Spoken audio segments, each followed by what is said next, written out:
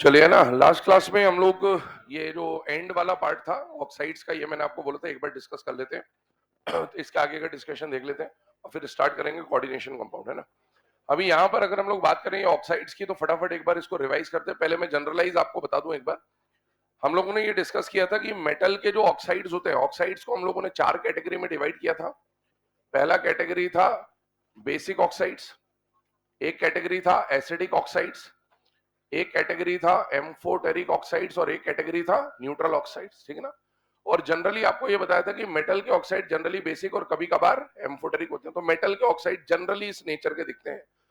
ज्यादातर मेटल के ऑक्साइड आपको बेसिक मिलेंगे, लेकिन जो एम्फोटेरिक है वो हमको याद ही रखना होता है। और याद रखने का तरीका, वो पूरी ट्रिक देखी थी, ऐसे सब जनाबे अली गाएंगे सुनेंगे पंजाबी कीर्तन, जिसमें कीर्तन +3 और मन +4 वाला होना चाहिए, है ना। एसिडिक की बात करें तो नॉन मेटल के ऑक्साइड जनरली एसिडिक और कुछ नॉन मेटल के ऑक्साइड न्यूट्रल। तो लिमिटेड केस थे जैसे N2O, अभी स्ट्रक्चर भी पढ़े थे तब भी डिस्कस हुआ था। CO, वाटर को हम लोग, है ना, मतलब एनसीईआरटी के हिसाब से मैंने आपको बताया था कि एम्फोटेरिक मान के चलता है, क्योंकि वो आर्हीनियस एसिड, सॉरी आर्हीनियस नहीं, ब्रोंस्टेड एसिड और ब्रोंस्टेड बेस की तरह काम कर सकता है, H+ लेना देना। तो ये सब चीजें हम पढ़ चुके हैं, अब इसी को हम लोग यहाँ डिस्कस कर रहे होंगे, ठीक है ना। इसमें मैंने आपको मेटल और नॉन मेटल की बात तो बता रखी थी। मेटलॉइड पे मैंने कोई अलग से कोई डिस्कशन कभी भी नहीं किया था। मैंने आपको बोला था समय आने पर जैसे जैसे आता जाएगा बताते जाएंगे, तो वो भी अब हम लोग यहाँ पर इंडिविजुअली देख ले रहे होंगे। चलिए चेक करिएगा, है ना।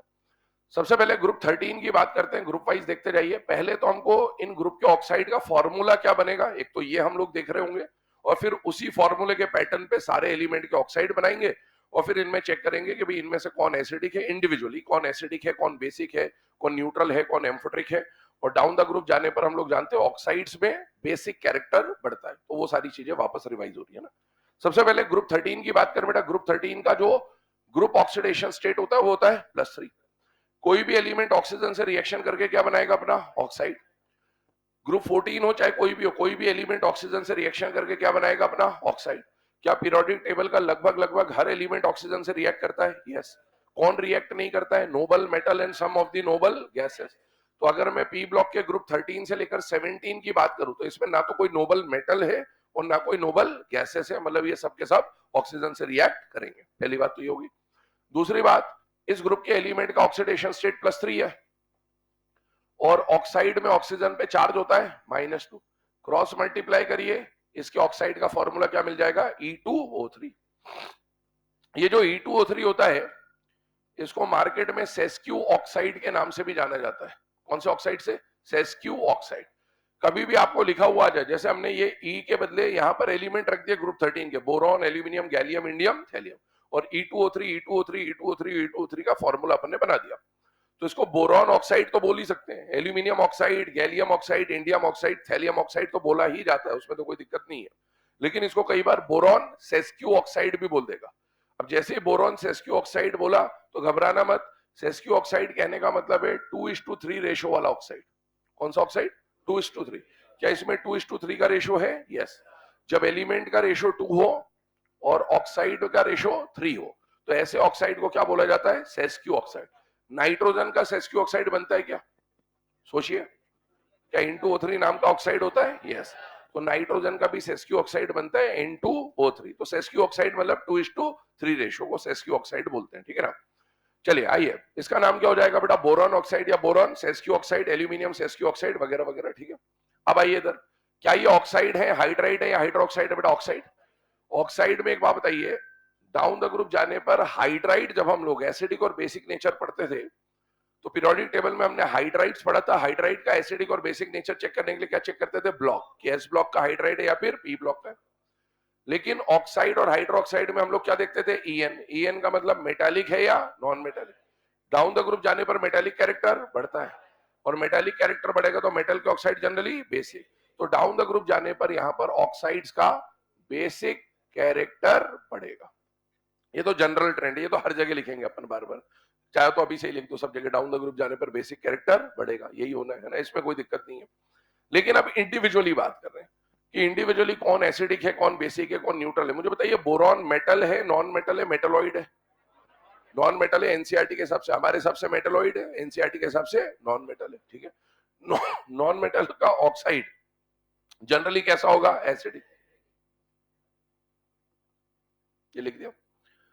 इसके बाद एल्यूमिनियम, गैलियम, इंडियम, थैलियम। बालिका, सीता, गीता, ऐश्वर्या सब ट्यूशन पढ़ने आते हैं। बालिका, सीता, गीता। आपको अब इमेजिनेशन, ऐसे आपको ये इमेजिनेशन में चलना चाहिए ना। बालिका, सीता, गीता, ऐश्वर्या सब ट्यूशन पढ़ने आते हैं। तो बेटा ये मेटलॉइड हो गया था हमारे हिसाब से। उसके बाद ये मेटलॉइड है, पीरियोडिक टेबल में इमेजिन करो उसको, है ना ऐसा। क्या इसके इधर वाले सारे मेटल होते थे? यस, तो ये सारे मेटल हैं। और मेटल का ऑक्साइड जनरली बेसिक, कभी कभार एम्फोटेरिक। अब एम्फोटेरिक कौन है वो याद ही होना चाहिए। याद करने का तरीका, ऐसे सब जनाबे आली गाएंगे सुनेंगे पंजाबी के अंदर। तो ये दोनों मेटल के ऑक्साइड कैसे हैं? एम्फोटेरिक। और बाकी जो मेटल के ऑक्साइड है वो डेफिनेटली बेसिक होंगे। क्या डाउन द ग्रुप जाने पर एसिडिक से बेसिक की तरफ जा रहे हो? यस। तो डाउन द ग्रुप जाने पर बेसिक कैरेक्टर बढ़ रहा है। आगे आइए। यहां पर भी अगर मैं बात करूं तो डाउन द ग्रुप जाने पर मैं डायरेक्टली पहले ही लिख सकता हूं, बेसिक कैरेक्टर तो बढ़ेगा, इसमें तो कुछ सोचना ही नहीं है ना। ऑक्साइड हाइड्रोक्साइड है, डाउन द ग्रुप जाने पर बेसिक कैरेक्टर बढ़ रहा है। आगे सुनिएगा। इन ग्रुप 14 के एलिमेंट्स का ऑक्साइड अगर हम बनाएं तो याद करिए, ग्रुप 14 जो है इसमें कार्बन को ही अगर हम माने, क्योंकि वो हमको सबसे इजीली एग्जांपल समझ में आ जाएगा, तो कार्बन के दो तरह के ऑक्साइड मिलते हैं, कार्बन मोनोऑक्साइड और कार्बन डाइऑक्साइड। तो वैसे इस ग्रुप के जो एलिमेंट है वो दो तरह के ऑक्साइड बनाएंगे, एक इनके हॉस वाली स्टेट में और एक इनके लॉस वाली स्टेट। हॉस वाली स्टेट इनकी +4 है और लॉस वाली स्टेट इनकी +2 है। +2 का ऑक्साइड बनाएगा तो बेटा ये +2 और ये -2 दोनों कैंसिल हो गए तो ईओ आ गया। और +4 का जब ऑक्साइड बनाएगा तो बताओ एलिमेंट पे कितना चार्ज लिया? +4। ऑक्सीजन पे कितना लिया? -2। तो इसका जब ऑक्साइड बनाऊंगा और क्रॉस मल्टीप्लाई करूंगा तो फॉर्मूला क्या बनेगा? E2O4। और इसको सिंप्लीफाई कर दूं तो EO2 टाइप का ये फॉर्मूला बन जाएगा, ठीक है ना। तो आपके सामने जो फॉर्मूला बन के आ गया वो क्या बन के आ गया? EO2। ठीक, अब आगे देखिए। इसके मोनो ऑक्साइड के ऊपर भी बात करते हैं और इसके डाइऑक्साइड के ऊपर भी बात करते हैं। इसका मोनो ऑक्साइड अगर हम लोग देखें, है ना, तो इसके मोनो ऑक्साइड में कार्बन, सिलिकॉन, जर्मेनियम, SnPb, और इसके डाइऑक्साइड में भी कार्बन, सिलिकॉन, जर्मेनियम, SnPb। अब आगे की बात समझिएगा। इनके ऑक्साइड्स के पहले मोनो ऑक्साइड के नेचर पे बात करता हूं, ठीक है ना।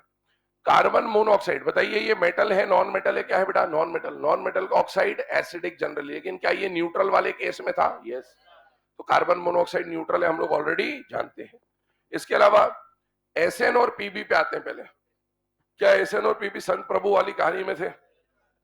ऐसे सब जनाबे अली गाएंगे सुनेंगे पंजाबी कीर्तन, ये दोनों एम्फोटेरिक नेचर के होते हैं। और इनका मोनोऑक्साइड भी एम्फोटेरिक होता है और इनका डाइऑक्साइड भी एम्फोटेरिक होता है। तो बेटा ये दोनों तो पक्के एम्फो हैं, और उधर वालों को भी क्योंकि मुझे जानकारी है तो इनको भी मैं क्या लिख देता हूं? एम्फोटेरिक। और इसी तरीके से कार्बन डाइऑक्साइड के बारे में हम लोग जानते हैं, नॉन मेटेलिक ऑक्साइड है, कैसा होगा? एसिडिक। ठीक है, इसके बाद आगे बढ़ते हैं, सिलिकॉन के बारे में बात करते हैं। SiO का नेचर कहीं पर भी मेंशन्ड नहीं है बेटा आज तक। तो SiO के नेचर के बारे में हम कुछ भी कमेंट यहां पर नहीं करेंगे, ना एनसीईआरटी लिखता है ना किसी स्टैंडर्ड बुक में। SiO के बारे में एक खास बात है कि आपसे कभी ये पूछा जाए कि SiO एग्जिस्ट करता भी है या नहीं करता। देखो SiO2 तो आपने पढ़ा होता है, CO आपने पढ़ा होता है, CO2 आपने पढ़ा होता है, SiO आपने पूरे सिलेबस में कभी नहीं देखा होता है, ठीक है ना। लेकिन ये ध्यान रखना, एनसीईआरटी में SiO का मेंशन है, मतलब पुरानी वाली जो पी ब्लॉक वाली एनसीईआरटी उसमें मेंशन है। और SiO एग्जिस्ट करता है only at very high temperature. जैसे हमने S2 की बात करी थी, जैसे हमने C2 की बात करी थी, 2 pi bond vapour vapour form में, वैसे ध्यान रखना कभी पूछा जाए कि क्या SiO एग्जिस्ट करता है या नहीं करता, करता है only at high temperatures. Only at high temperatures ये एग्जिस्ट करेगा। तो इसके नेचर के ऊपर कुछ भी कमेंट नहीं कर रहे। इसके अलावा देखिएगा जर्मेनियम, इधर आओ, SiO2 का नेचर हम लोग ऑलरेडी पढ़ चुके हैं, एसिडिक। कहां पर पढ़ा था? CO2 SiO2 के स्ट्रक्चर कंपेयर करे थे, ये मोनोमर था या पॉलीमेरिक था, वहीं पे लिखा दिया था आपको कि CO2 भी एसिडिक होता है और SiO2 भी एसिडिक। और जर्मेनियम के बारे में बताइए, जर्मेनियम मेटल है, मेटलॉइड है? क्या है बेटा? मेटलॉइड।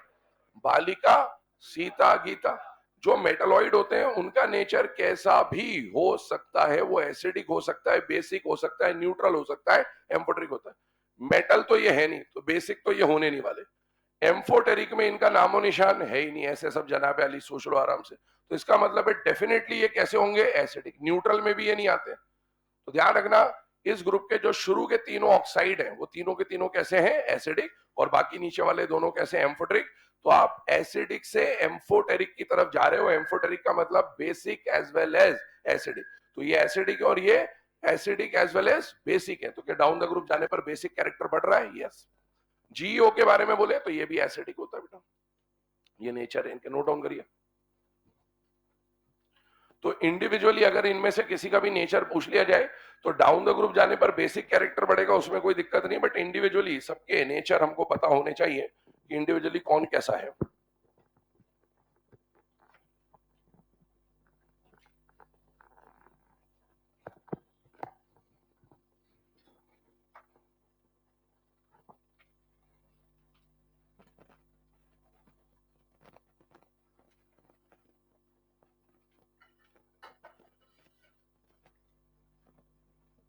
चाय तो नहीं गिरी?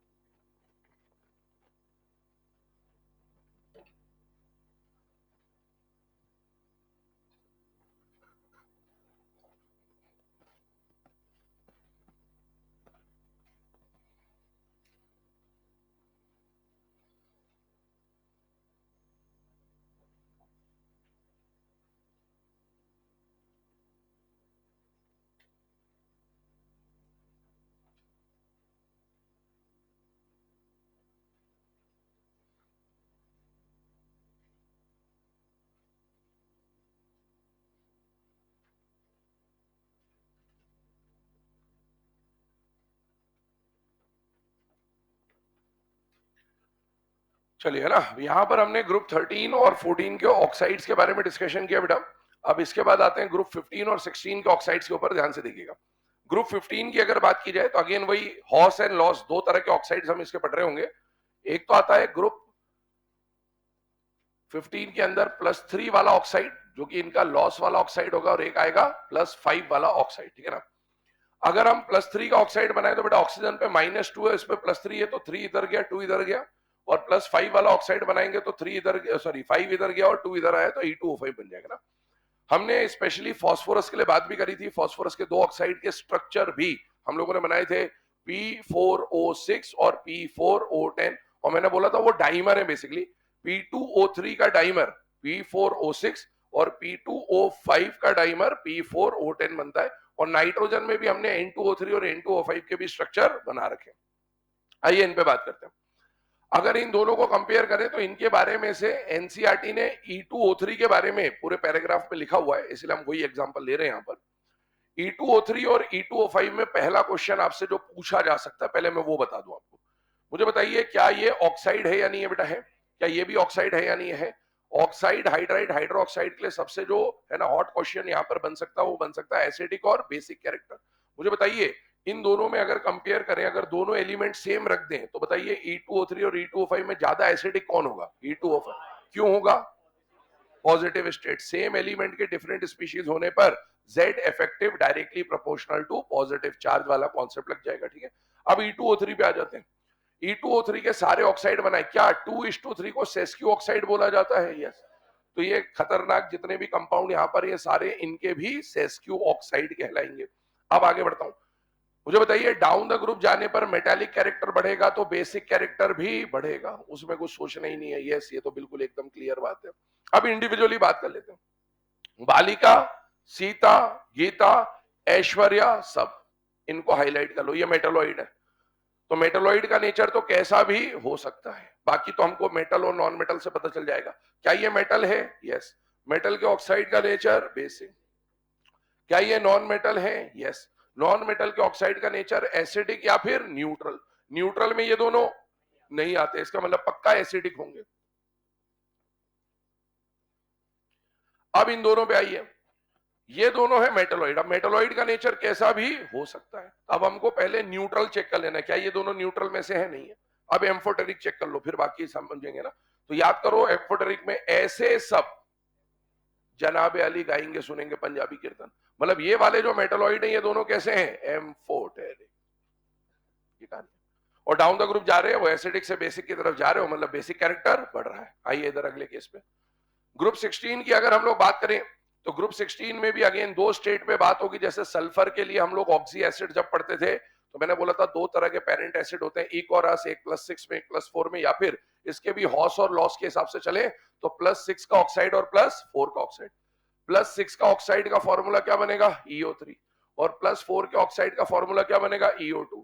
अगर दोनों जगह एलिमेंट सेम रख दे और बोले दोनों में से एसिडिक नेचर किसका ज्यादा है, तो जिसका पॉजिटिव चार्ज ज्यादा उसका एसिडिक नेचर भी ज्यादा। एनसीईआरटी ने, याद करो, ये जो EO3 है, EO3 के बारे में अगर हम लोग बात करें तो अगर यहां सल्फर लेते SO3, तो SO3 का स्ट्रक्चर हम लोग ऑलरेडी पढ़ चुके हैं। पाई बॉन्ड 3 होते थे, sp2 हाइब्रिडेशन होता था, एक p होता था, 2 d, और एक SO3 सॉलिड का स्ट्रक्चर भी हम लोग पढ़ चुके हैं।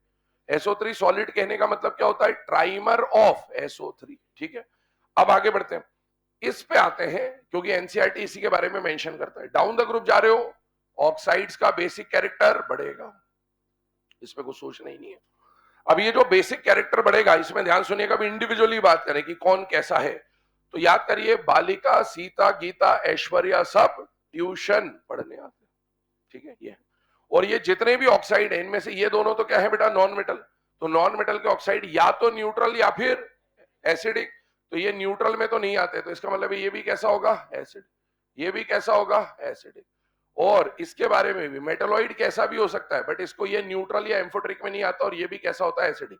ग्रुप 16 और 17 के जितने भी ऑक्साइड है सब के सब एसिडिक है। 16 17 ओनली एसिडिक, नोट करिए इसे।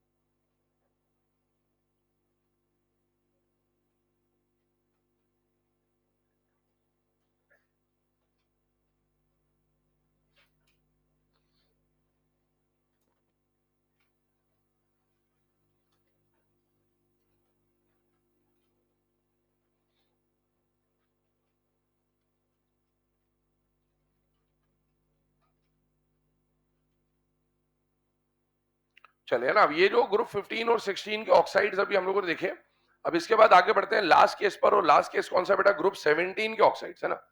ग्रुप 17 के ऑक्साइड्स के बारे में डायरेक्टली आप चाहो तो लिख ही लो। ग्रुप 17 के जितने भी ऑक्साइड होते हैं एसिडिक होते हैं। इधर आइए, मैं एक बार डिस्कस कर ही देता हूँ। ग्रुप 17 पे आइए। ग्रुप 17 के जो एलिमेंट है उनका जब आप ऑक्सीजन से रिएक्शन कराओगे तो ये क्या बना लेंगे, एलिमेंट के ऑक्साइड। यहां पर अपन कोई फॉर्मूला नहीं लिख रहे, फॉर्मूला इसलिए नहीं लिख रहे क्योंकि इसके मल्टीपल ऑक्साइड्स आपको मिलते हैं, तो हम लोग हर किसी का फॉर्मूला लिखते हुए यहां नहीं बैठ रहे। दूसरी बात, इसके ऑक्साइड्स के बारे में कुछ खास बातें होती है, वो डिस्कस कर रहा हूं, ध्यान सुनेगा। पहली बात, इसके किसी भी ऑक्साइड के नेचर के बारे में पूछे तो क्या लिख दोगे, एसिडिक। पहली बात तो क्लियर है। बट अब इसमें ध्यान सुनना, अगर आपने यहां फ्लोरीन लिया और फ्लोरीन की रिएक्शन आपने किससे कराई, ऑक्सीजन से। फ्लोरीन नेचर में F2 के फॉर्म में मिलता है, ठीक है ना। हम यहाँ किसी को भी एलिमेंट लिखे उसका नेचर में जो फॉर्म मिलता होगा वो आपको कंसिडर कर लेना है, ठीक है ना। और अगर आपने यहां पर रिएक्शन में दूसरे हेलोजन लिए, लाइक क्लोरीन, ब्रोमीन और आयोडीन, और इनका रिएक्शन किससे कराया, ऑक्सीजन से, तो इसकी पॉसिबिलिटीज चेक करते हैं। जब भी फ्लोरीन का रिएक्शन ऑक्सीजन से होगा तो बेटा हमने क्या बोला, कोई भी एलिमेंट ऑक्सीजन से रिएक्शन करके क्या बनाता है अपना ऑक्साइड। लेकिन याद करिएगा periodic table application of EN नाम का एक टॉपिक हम लोगों ने पढ़ा था, और उस एप्लीकेशन ऑफ ईएन में हमने नॉमेनक्लेचर ऑफ इनऑर्गेनिक कंपाउंड पढ़ा था, that was application number 2 of EN. और उसमें हमने बोला था कि लेस ईएन वाला प्रीफिक्स में लिखा जाएगा और मोर ईएन वाला सफिक्स में लिखा जाएगा। और बेटा अभी तक हम ऑक्सीजन से रिएक्शन करा रहे थे, ऑक्सीजन की इलेक्ट्रोनेगेटिविटी पूरे पीरियोडिक टेबल में सेकंड नंबर पे होती है, और इसीलिए हर किसी में ऑक्सीजन कहा जा रहा था सफिक्स में, मतलब एलिमेंट का क्या कहला रहा था ऑक्साइड, जैसे कार्बन का ऑक्साइड, सल्फर का ऑक्साइड, इसका ऑक्साइड, उसका ऑक्साइड।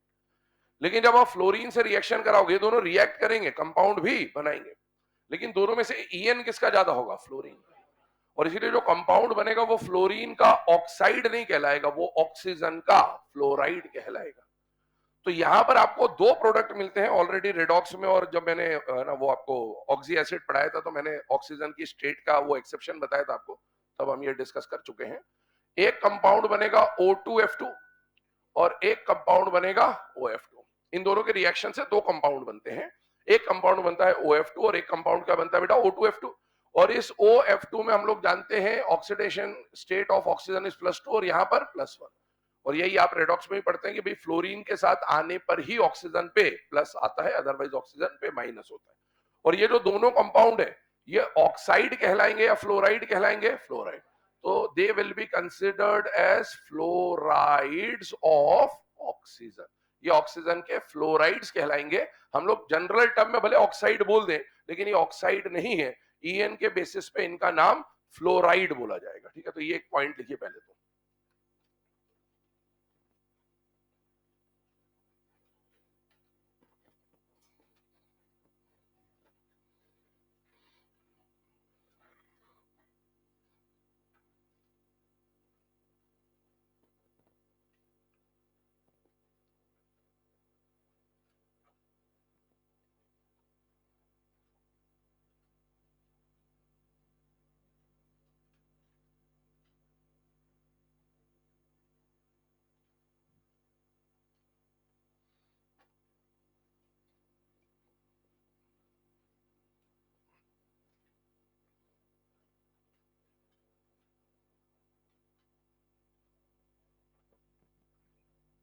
चलिए ना, अब इसके बाद आगे बात करते हैं।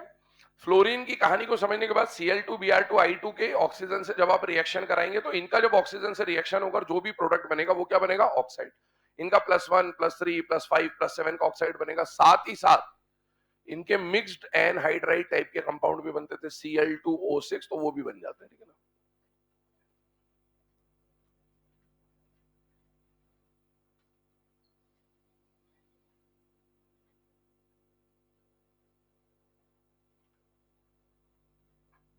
जीवन में एक बार में एक ही काम करना चाहिए, या तो पढ़ ले या बात कर ले, या तुझे सब कुछ आता है या तुझे कुछ भी नहीं आता, या तुझे थोड़ा थोड़ा आता है। हर चीज में तू खतरे में ही है। तुझे सब कुछ आता है तो तुझे लगता होगा कि तुझे आता कुछ भी नहीं है, यही हकीकत है। तुझे कुछ नहीं आता ये पता है तो बिल्कुल सही पता है, और तुझे अगर लगता है कि थोड़ा थोड़ा आता है तो फिर पढ़ ले ताकि थोड़ा बहुत और आ जाए। बात करने सिलेक्शन नहीं होगा। जो तेरे यहाँ दोस्त साथी दिख रहे थे वो अंदर से हथियारी मालूम मेरे को, लेकिन होना कुछ भी नहीं है। जब एक साल बर्बाद हो जाता उसके बाद फिर समझ में आता कि कौन दोस्त था और कौन दुश्मन था।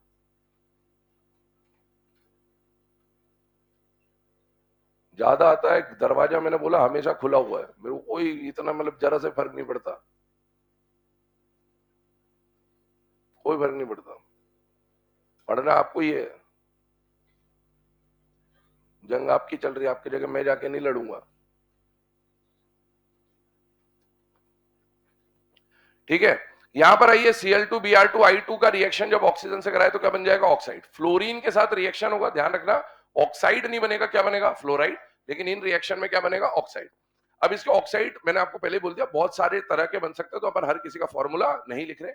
आगे बात करते हैं, इनके ऑक्साइड से रिलेटेड एक इंपॉर्टेंट बात आती है, और उस टॉपिक का नाम होता है मिडिल रो एनोमली।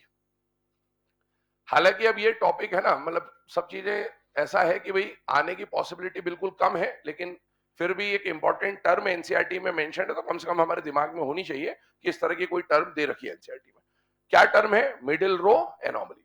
एनॉमली मतलब एनॉमलस बिहेवियर से रिलेटेड कुछ बात आ गई, मतलब जैसा बिहेवियर होना चाहिए था या जैसा कुछ ट्रेंड होना चाहिए था उससे हटके है। पहली बात, ये जो मिडिल रो एनॉमली है इसके बारे में पहला क्वेश्चन पूछा जा सकता है कि मिडिल रो एनॉमली किसके साथ एसोसिएटेड है, कि भाई ये इस एलिमेंट के साथ है, उस एलिमेंट के साथ है क्या नहीं है। तो middle row anomaly deals with stability of oxides of halogens. Halogen के ऑक्साइड्स की स्टेबिलिटी का एक ऑर्डर हम लोग पढ़ने वाले हैं, और उस ऑर्डर को डिसाइड करने का काम या उस ऑर्डर को पढ़ने का काम हम लोग किस टॉपिक में कर रहे हैं, मिडिल रो एनॉमली। तो पहला क्वेश्चन आपसे यहां से ये पूछा जा सकता है कि कभी ये टर्म दे दी मिडिल रो एनॉमली, और middle row anomaly deals with, और उसमें दे देगा हेलोजन का ऑक्साइड, हेलोजन का हैलाइड, हेलोजन का हाइड्राइड, हेलोजन का ये वो। तो हमें पता होना चाहिए हेलोजन के ऑक्साइड्स की स्टेबिलिटी का एक ऑर्डर है, ट्रेंड है, उसको कौन डिसाइड करेगा, मिडिल रो एनॉमली। अब ये मिडिल रो एनॉमली क्या बोलता है, ये स्टेबिलिटी के बारे में बताता है। किसके स्टेबिलिटी के बारे में बताता है, हेलोजन के ऑक्साइड। मुझे बताओ क्या ये हेलोजन का ऑक्साइड है या ऑक्सीजन का हैलाइड है? बेटा ऑक्सीजन का हैलाइड है, तो ये इसमें कंसिडर नहीं होगा, ये कंसिडर होगा। और ये हाईली अनस्टेबल होते हैं दोनों, खतरनाक अनस्टेबल दोनों, नॉन मेटल है दोनों, हाईली इलेक्ट्रोनेगेटिव है, तो ये ज्यादा स्टेबल नहीं होते। एनसीईआरटी इसके बारे में लिखता भी था कि दोनों हाईली अनस्टेबल होते हैं। 298 केल्विन 25 डिग्री पर OF2 कंपैरेटिवली स्टेबल होता है, ये तो भयंकर ही अनस्टेबल होता है। इसका half open book like structure हम लोग ऑलरेडी पढ़ चुके हैं, H2O2 की तरह बनता था। H2O2 परऑक्साइड होता था, ये परऑक्साइड नहीं होता था, ये सब हम बात कर चुके हैं, ठीक है ना। स्टेबिलिटी ऑफ ऑक्साइड्स में जब बात करेंगे तो इन तीन पे बात होगी, इन तीनों के ऑक्साइड की स्टेबिलिटी का। ऑर्डर की बात कर लेते हैं पहले, वही मेन काम वही है। स्टेबिलिटी के ऑर्डर की बात करें, अभी कुछ दिन पहले हमने संबित पात्रा की बात करी थी, याद हो आपको? तो क्या था, आयो बाहर कल संबित पात्रा। अब उसी को बस बोल दो आयो कल बाहर संबित पात्रा। क्या बोल दो, आयो कल बाहर संबित। संबित पात्रा का मतलब नहीं, हमको यहाँ पर हेलोजन से मतलब है, तो हेलोजन में आयो कल बाहर, ये ऑर्डर है इसका, याद करने का। इसमें क्या है, सबसे ज्यादा स्टेबल जो ऑक्साइड्स है वो किसके मिलेंगे, आयोडीन के। उससे कम स्टेबल किसके मिलेंगे, क्लोरीन के। और सबसे कम स्टेबल किसके मिलेंगे, ब्रोमीन के। अब ये जो ऑर्डर है, अगर ये ऐसा होता कि आयोडीन फिर ब्रोमीन फिर क्लोरीन, तब तो कुछ याद ही नहीं करना था, तो सीक्वेंशियली सही होता। लेकिन मिडिल रो एनॉमली इसीलिए बोला गया क्योंकि इसके जो मिडिल में एलिमेंट आ रहा है वो यहां नहीं आना चाहिए था। यहाँ ब्रोमीन होता और यहाँ क्लोरीन होता तो एक सीक्वेंशियल ऑर्डर बनता कि भाई डाउन द ग्रुप जाने पर या अप द ग्रुप जाने पर कुछ वैसा ट्रेंड बनता। लेकिन इसमें मिडिल रो में एक्सेप्शन आ गया है, इसीलिए इसको क्या बोलते हैं बेटा, मिडिल रो एनॉमली। अब ये जो ऑर्डर है, इस ऑर्डर के लिए रीजन क्या दिया जाता है उस पर बात करेंगे, पहले इसको लिख लीजिए ना, कभी आ जाए in case middle row anomaly. तो middle row anomaly deals with the stability of oxides, और स्टेबिलिटी का जो ऑर्डर है दैट इज आयोकल बाहर, है ना।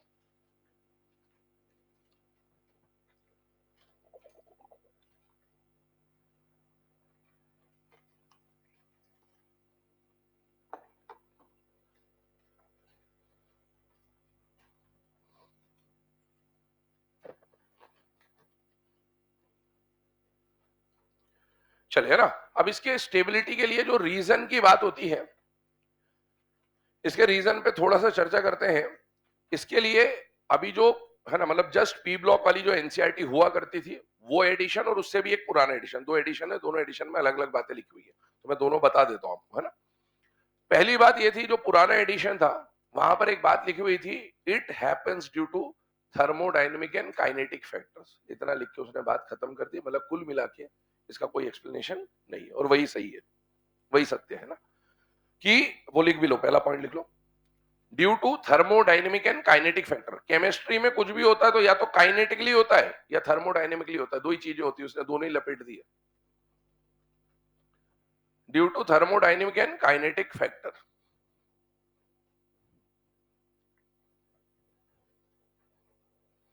बस इतना ही लिख दिया, काम खत्म हो गया, ठीक है। और यही सही है, इसका कोई एक्सप्लेनेशन वैसे है नहीं। फिर कोटा के मार्केट में कई सालों से एक एक्सप्लेनेशन चला आ रहा है, तो किसी एनसीईआरटी में ऑफिस में कुछ गया होगा, ठीक है, गया होगा तो उसने देखा होगा कि भाई हाँ ऐसा कोई एक्सप्लेनेशन लिखा जा सकता है, तो नई वाली एनसीईआरटी में उन्होंने वो प्रिंट कर दिया। अब तो खैर पी ब्लॉक हटा ही दिया। वो क्या था, ध्यान सुनिए, आयोडीन का जब आप ऑक्साइड बनाओगे तो बेटा आयोडीन और ऑक्सीजन का डेल्टा ईएन का डिफरेंस ज्यादा होगा, क्लोरीन का और ऑक्सीजन का डेल्टा ईएन का डिफरेंस कम होगा, है ना, इस तरह से। क्योंकि आयोडीन ग्रुप में नीचे है, ग्रुप में नीचे तो ईएन कम है और ऑक्सीजन का ईएन ज्यादा है, तो डेल्टा ईएन का डिफरेंस देखो तो क्लोरीन का डिफरेंस सबसे कम, ब्रोमीन का थोड़ा ज्यादा, और आयोडीन का ऑक्सीजन के साथ ईएन का डिफरेंस सबसे ज्यादा। अगर ईएन का डिफरेंस ज्यादा रहेगा, आयोडीन के ऑक्साइड में ईएन का डिफरेंस ज्यादा रहेगा, मतलब पोलैरिटी ज्यादा आएगी। जितना ज्यादा डेल्टा प्लस आएगा, जितना ज्यादा डेल्टा माइनस आएगा, अट्रैक्शन उतना अच्छा होगा, और अट्रैक्शन जितना होगा स्टेबिलिटी उतनी ज्यादा। ठीक है, यहां लग गया। फिर इस हिसाब से तो अगला कौन आना चाहिए था? ब्रोमीन। और उससे अगला कौन आना चाहिए था? क्लोरीन। तो एक बात को तो उसने डेल्टा ईएन से समझा दिया। दूसरा क्या समझा दिया? दूसरा ये बोला कि क्लोरीन के अंदर ऑक्सीजन के साथ बैक बॉन्डिंग हो जाती है। क्या हो जाती है? ये 3 है, वो 2 है। 3-2 में पाई बॉन्ड फॉर्मेशन के चांसेस होते, तो बोल देता है कि क्लोरीन का ऑक्सीजन के साथ मल्टीपल बॉन्ड फॉर्मेशन टेंडेंसी है। कैसा टेंडेंसी? मल्टीपल। मल्टीपल बॉन्ड मतलब वही बैक बॉन्ड बन के पाई बॉन्ड बन जाता है। और ब्रोमीन में ना तो ये वाली प्रॉपर्टी है और ना तो ये वाली प्रॉपर्टी, और इसलिए ब्रोमीन सबसे पीछे। मतलब कुल मिला के बनाया गया आपको, ठीक है ना, यही है। तो इसका कोई रीजन नहीं है, पर मैं क्योंकि दूसरा वाला रीजन भी एनसीईआरटी में प्रिंट हो चुका था, तो वो भी लिखा दे रहा हूं, बाई चांस कभी आ जाए तो भले अपने को बनाया जाए, लेकिन हमें पता होना चाहिए कि अपने को बनाया जा रहा है। ठीक है, मान लेते हैं। ठीक है, लिखिएगा। Second point, in oxides of iodine, in oxides of iodine stability is more due to greater polarity, due to greater polarity, stability is more due to greater polarity। अब ये ग्रेटर पोलैरिटी को हो सकता है कभी लिख देगा मोर डेल्टा ईएन या मोर आयनिक कैरेक्टर, ऐसा कुछ भी लिख सकता है, बात वही है ना। Comma, oxides of chlorine, oxides of chlorine show multiple bond tendency, oxides of chlorine show multiple bond tendency which increases their stability। Oxides of chlorine show multiple bond tendency which increases their stability।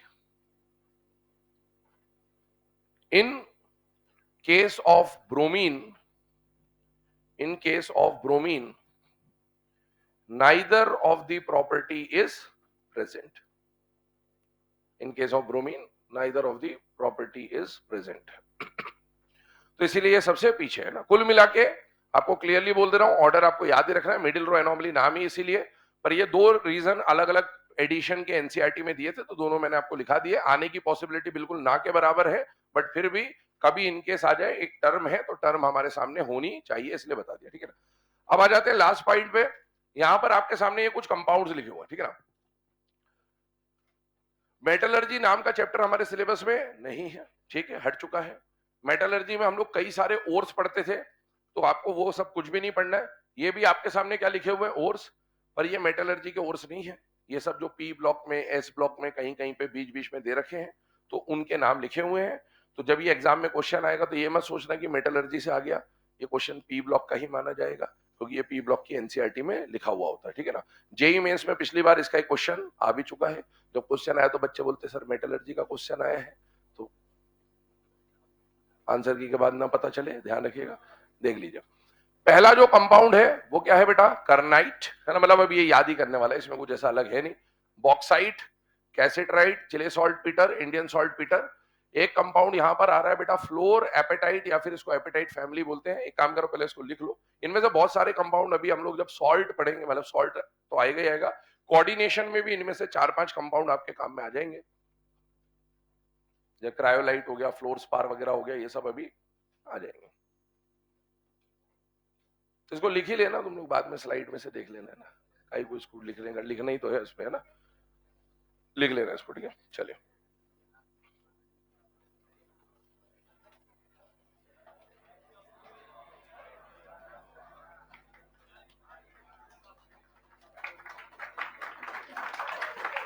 अब आइए आगे बढ़ते हैं अगले chapter की तरफ, और जो नेक्स्ट चैप्टर हमें पढ़ना है that is coordination compound. Syllabus के अकॉर्डिंगली अगर हम लोग बात करें तो केमिकल बॉन्डिंग के बाद जो सेकंड मोस्ट इंपॉर्टेंट कंपाउंड आता है वो कौन सा, मतलब कौन सा चैप्टर आता है? Coordination compound. चैप्टर सिंपल है, पर चैप्टर में टाइप ऑफ क्वेश्चंस बहुत ज्यादा बनते हैं। मतलब ऐसा नहीं है कि इसमें जैसे अपन केमिकल बॉन्डिंग बोलते हैं, तो केमिकल बॉन्डिंग में अपन क्या बोल रहे थे कि जनरली जैसे एमओटी का क्वेश्चन आने की पॉसिबिलिटी बहुत ज्यादा है या हाइब्रिडाइजेशन का क्वेश्चन आने की पॉसिबिलिटी बहुत ज्यादा है। इसमें टॉपिक बहुत लिमिटेड है, लेकिन हर टॉपिक से मल्टीपल टाइम्स क्वेश्चन आया हुआ है। दूसरी बात, इस चैप्टर के बारे में ध्यान सुनना, इसके शुरू के जो 2-3 लेक्चर है वही बेस है, उनमें से आपने एक भी छोड़ा तो उसके बाद चैप्टर खत्म होने के बाद ही आइएगा, ये पहले ही बता दे रहा हूं। जरूरत भी मत करना बीच में आने की, क्लियर रखिएगा इस बात को। बीच में आएंगे कुछ समझ आएगा, कुछ समझ नहीं आएगा, ये क्लियर बता दे रहा हूं। अगर आपको इसके बेसिक्स नहीं क्लियर होते हैं, सारा मेहनत वही है इसका, है ना। आपको बेसिक समझ में आ गए, आगे सब कुछ समझ में आ जाएगा। बेसिक समझ नहीं आए, घर बैठ जाइएगा, अगले साल की तैयारी चालू कर दीजिए। उतने समय में कुछ और पढ़ लेना कि भाई कोई और सब्जेक्ट का कोई और क्वेश्चन आपका ज्यादा सही हो जाए, वो ज्यादा ठीक रहेगा। ठीक है, ये इसके बारे में पहले बता दिया मैंने आपको। अब इस चैप्टर में आए। चैप्टर सिंपल है, एक्सेप्शन एक्सेप्शन इसमें कुछ ज्यादा होते नहीं है, एक आध जगह पर एक्सेप्शन का मेंशन आएगा, बाकी सब है ना सिंपली ऐसे ही चलता है। और इंटरेस्टिंग चैप्टर है, मतलब मजा आने वाला चैप्टर है कि पढ़ेंगे तो मजा आता है, जिसमें ना बच्चों मजा वाला चैप्टर चाहिए होता है, तो वैसा वाला चैप्टर है। बच्चों समझने से कोई मतलब, बच्चों में मजा आना चाहिए। जब उसको मजा आता तो उसको लगता है मुझे सब समझ आ रहा है ना, वैसा वाला चैप्टर है। तो आइए कोऑर्डिनेशन कंपाउंड की बात करें। कोऑर्डिनेशन कंपाउंड में सबसे पहले, यहां तक पहुंचने के पहले इसका क्लासिफिकेशन हमको समझना होता है। तो एक कैटेगरी आती है कंपाउंड की, और उस कैटेगरी का नाम होता है एडिशन कंपाउंड्स। ध्यान सुनिएगा ना, एडिशन कंपाउंड्स।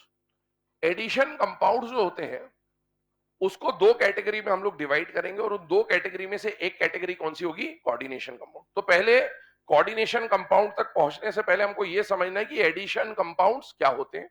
फिर एडिशन कंपाउंड को हम लोग क्लासिफाई करके कोऑर्डिनेशन कंपाउंड पे पहुंचेंगे। ध्यान सुनना, ये जो इनिशियली बात आपको बताई जा रही है ये आगे काम आएगी, अगेन सॉल्ट वॉल्ट में टेस्ट वगैरह जो होते हैं उसमें भी ये बात यूज हो जाती है, तो इसीलिए इसके बारे में डिस्कशन कर ले रहे हैं। एडिशन कंपाउंड क्या, नाम से समझ में आ रहा है, ऐसा कंपाउंड जो किससे बना हो, एडिशन से। एडिशन मतलब प्लस कर दिया होगा वहां पर, नहीं ऐसा। एक्चुअल में जब दो या दो से ज्यादा सॉल्ट को आप मिक्स करके कोई कंपाउंड बनाते हैं तो उस कंपाउंड को क्या बोला जाता है, एडिशन कंपाउंड। ध्यान सुनिएगा, मान लो आपके पास एक सॉल्ट है, सॉल्ट का नाम हमने ले लिया ए बी, और मान लीजिए आपके पास एक सॉल्ट है, सॉल्ट का नाम हमने ले लिया एक्स वाई। ठीक है, ये दो सॉल्ट है। सॉल्ट कहने का मतलब कैटायन एनायन के कॉम्बो को क्या बोला जाता है, सॉल्ट। अब आपने दो या दो से ज्यादा सॉल्ट के एक्वस सॉल्यूशन ले लेने हैं, मतलब इस सॉल्ट का आपने क्या बना दिया, एक्वस सॉल्यूशन। इस सॉल्ट का भी आपने क्या बना दिया, एक्वस सॉल्यूशन। तो जब दो या दो से ज्यादा सॉल्ट के हमने क्या तैयार कर दिए, एक्वस सॉल्यूशन। ये इसी का एक्वस फॉर्म बना दिया आपने, और ये इसी का एक्वस फॉर्म बना दिया, पानी में घोल दिया, एक्वस फॉर्म बना दिया। जब दो या दो से ज्यादा सॉल्ट के एक्वस सॉल्यूशन को आप एक साथ मिक्स कर दें, इन दोनों के एक्वस सॉल्यूशन को उठा के एक डब्बे में आपने डाल दिया, तो अब ये जो डब्बा आया इसके अंदर किस किस का मिक्सचर है, ए बी का एक्वस सॉल्यूशन भी है और एक्स वाई का एक्वस सॉल्यूशन भी। अब ये जो एक्वस सॉल्यूशन बना इसको आप क्रिस्टलाइज करेंगे। क्या करेंगे, क्रिस्टलाइज। क्लास 9th में आप वेरियस प्रोसेसेस ऑफ है ना प्यूरिफिकेशन वगैरह पढ़ते हो, उसमें क्रिस्टलाइजेशन प्रोसेस आता है। क्रिस्टलाइजेशन में और कुछ नहीं, वही गांधी जी को याद कर लेना, समुद्र के किनारे ऐसे पानी रख दिया, धीरे धीरे पानी इवेपोरेट हो गया, लेफ्ट ओवर रेसिड्यू क्रिस्टल बच जाएंगे, वही कहानी, और कुछ नहीं है ना। क्रिस्टल बना देना, पानी उड़ा देना, धीरे धीरे पानी उड़ गया, क्रिस्टल बन गए। जो इसके क्रिस्टल बने, इस कंपाउंड के जो क्रिस्टल्स बने, ये जो क्रिस्टल आपको मिल रहा है इन क्रिस्टल्स को बोला जाता है एडिशन कंपाउंड, और कुछ भी नहीं। तो एडिशन कंपाउंड क्या है, when aqueous solution of two or more salts are mixed together and then their crystallization is done, then the crystals obtained are known as addition compound। तो कुछ भी नहीं है, एडिशन कंपाउंड मतलब दो या दो से ज्यादा सॉल्ट के मिक्सचर से बनने वाले जो क्रिस्टल्स होंगे उन क्रिस्टल्स को क्या बोला जाता है, एडिशन कंपाउंड। हेडिंग डालिएगा सबसे पहले, एडिशन कंपाउंड डेफिनेशन बोल रहा हूं, लिखिएगा।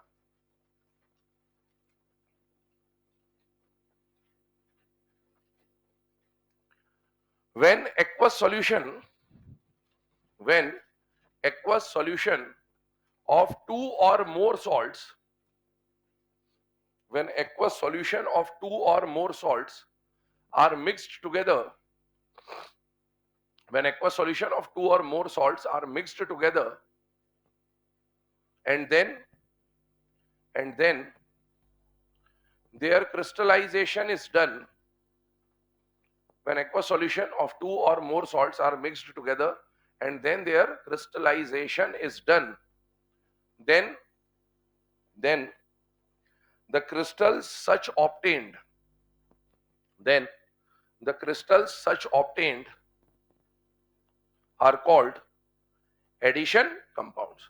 इस तरह से प्राप्त होने वाले क्रिस्टल्स को हम लोग क्या बोलेंगे बेटा? Addition compound. ठीक है। और जब पी ब्लॉक का जब ईएलपी और मॉड्यूल आप सॉल्व कर रहे हो तो उसमें कुछ अननेसेसरी क्वेश्चंस हैं। ठीक है। कुछ क्वेश्चन आप देख रहे होगे, आपको समझ ही नहीं आ रहा होगा क्या हो रहा है। ठीक है। घबराने की जरूरत नहीं, जो हो रहे हैं वो कर लो, बाकी जो नहीं हो रहे समझ लो सब आउट ऑफ सिलेबस है, खत्म, सीधे एक ही बात है और कुछ नहीं है ना। तो उसमें क्योंकि कुछ पुराने सिलेबस के हिसाब से भी क्वेश्चन डले हुए हैं, तो आपको उनकी ज्यादा व्यर्थ चिंता करने की आवश्यकता नहीं है। वैसे मेरे को अभी बीच में कभी समय मिलेगा तो मैं मॉड्यूल लेकर आपको वैसे टेलीग्राम पे भेज दूंगा कि ये क्वेश्चन करने हैं या ये क्वेश्चन नहीं करने, इस तरह का भेज दूंगा। लेकिन अभी आपसे जो जो हो जा रहे हैं वो आप कर लीजिए, है ना। ज्यादा जो नहीं हो रहा है उसकी टेंशन अभी ना लीजिए, है ना। ठीक है, आइए इधर बात करते हैं। तो एडिशन कंपाउंड की अगर हम लोग बात करें तो मैंने क्या बोला आपको, दो जो सॉल्ट है, दो सॉल्ट के एक्वस सॉल्यूशन को आपने मिक्स किया और मिक्स करके इसका क्या कर दिया बेटा? क्रिस्टलाइजेशन। तो क्रिस्टल जो आपको मिलेंगे वो क्या हो जाएगा? Addition compound. ठीक। अब ये जो एडिशन कंपाउंड मिला, अब इसकी आगे की कहानी समझनी है। इस एडिशन कंपाउंड में पहला सॉल्ट भी है और दूसरा सॉल्ट भी है। अब आगे की कहानी समझिएगा। ये जो क्रिस्टल आपको मिला,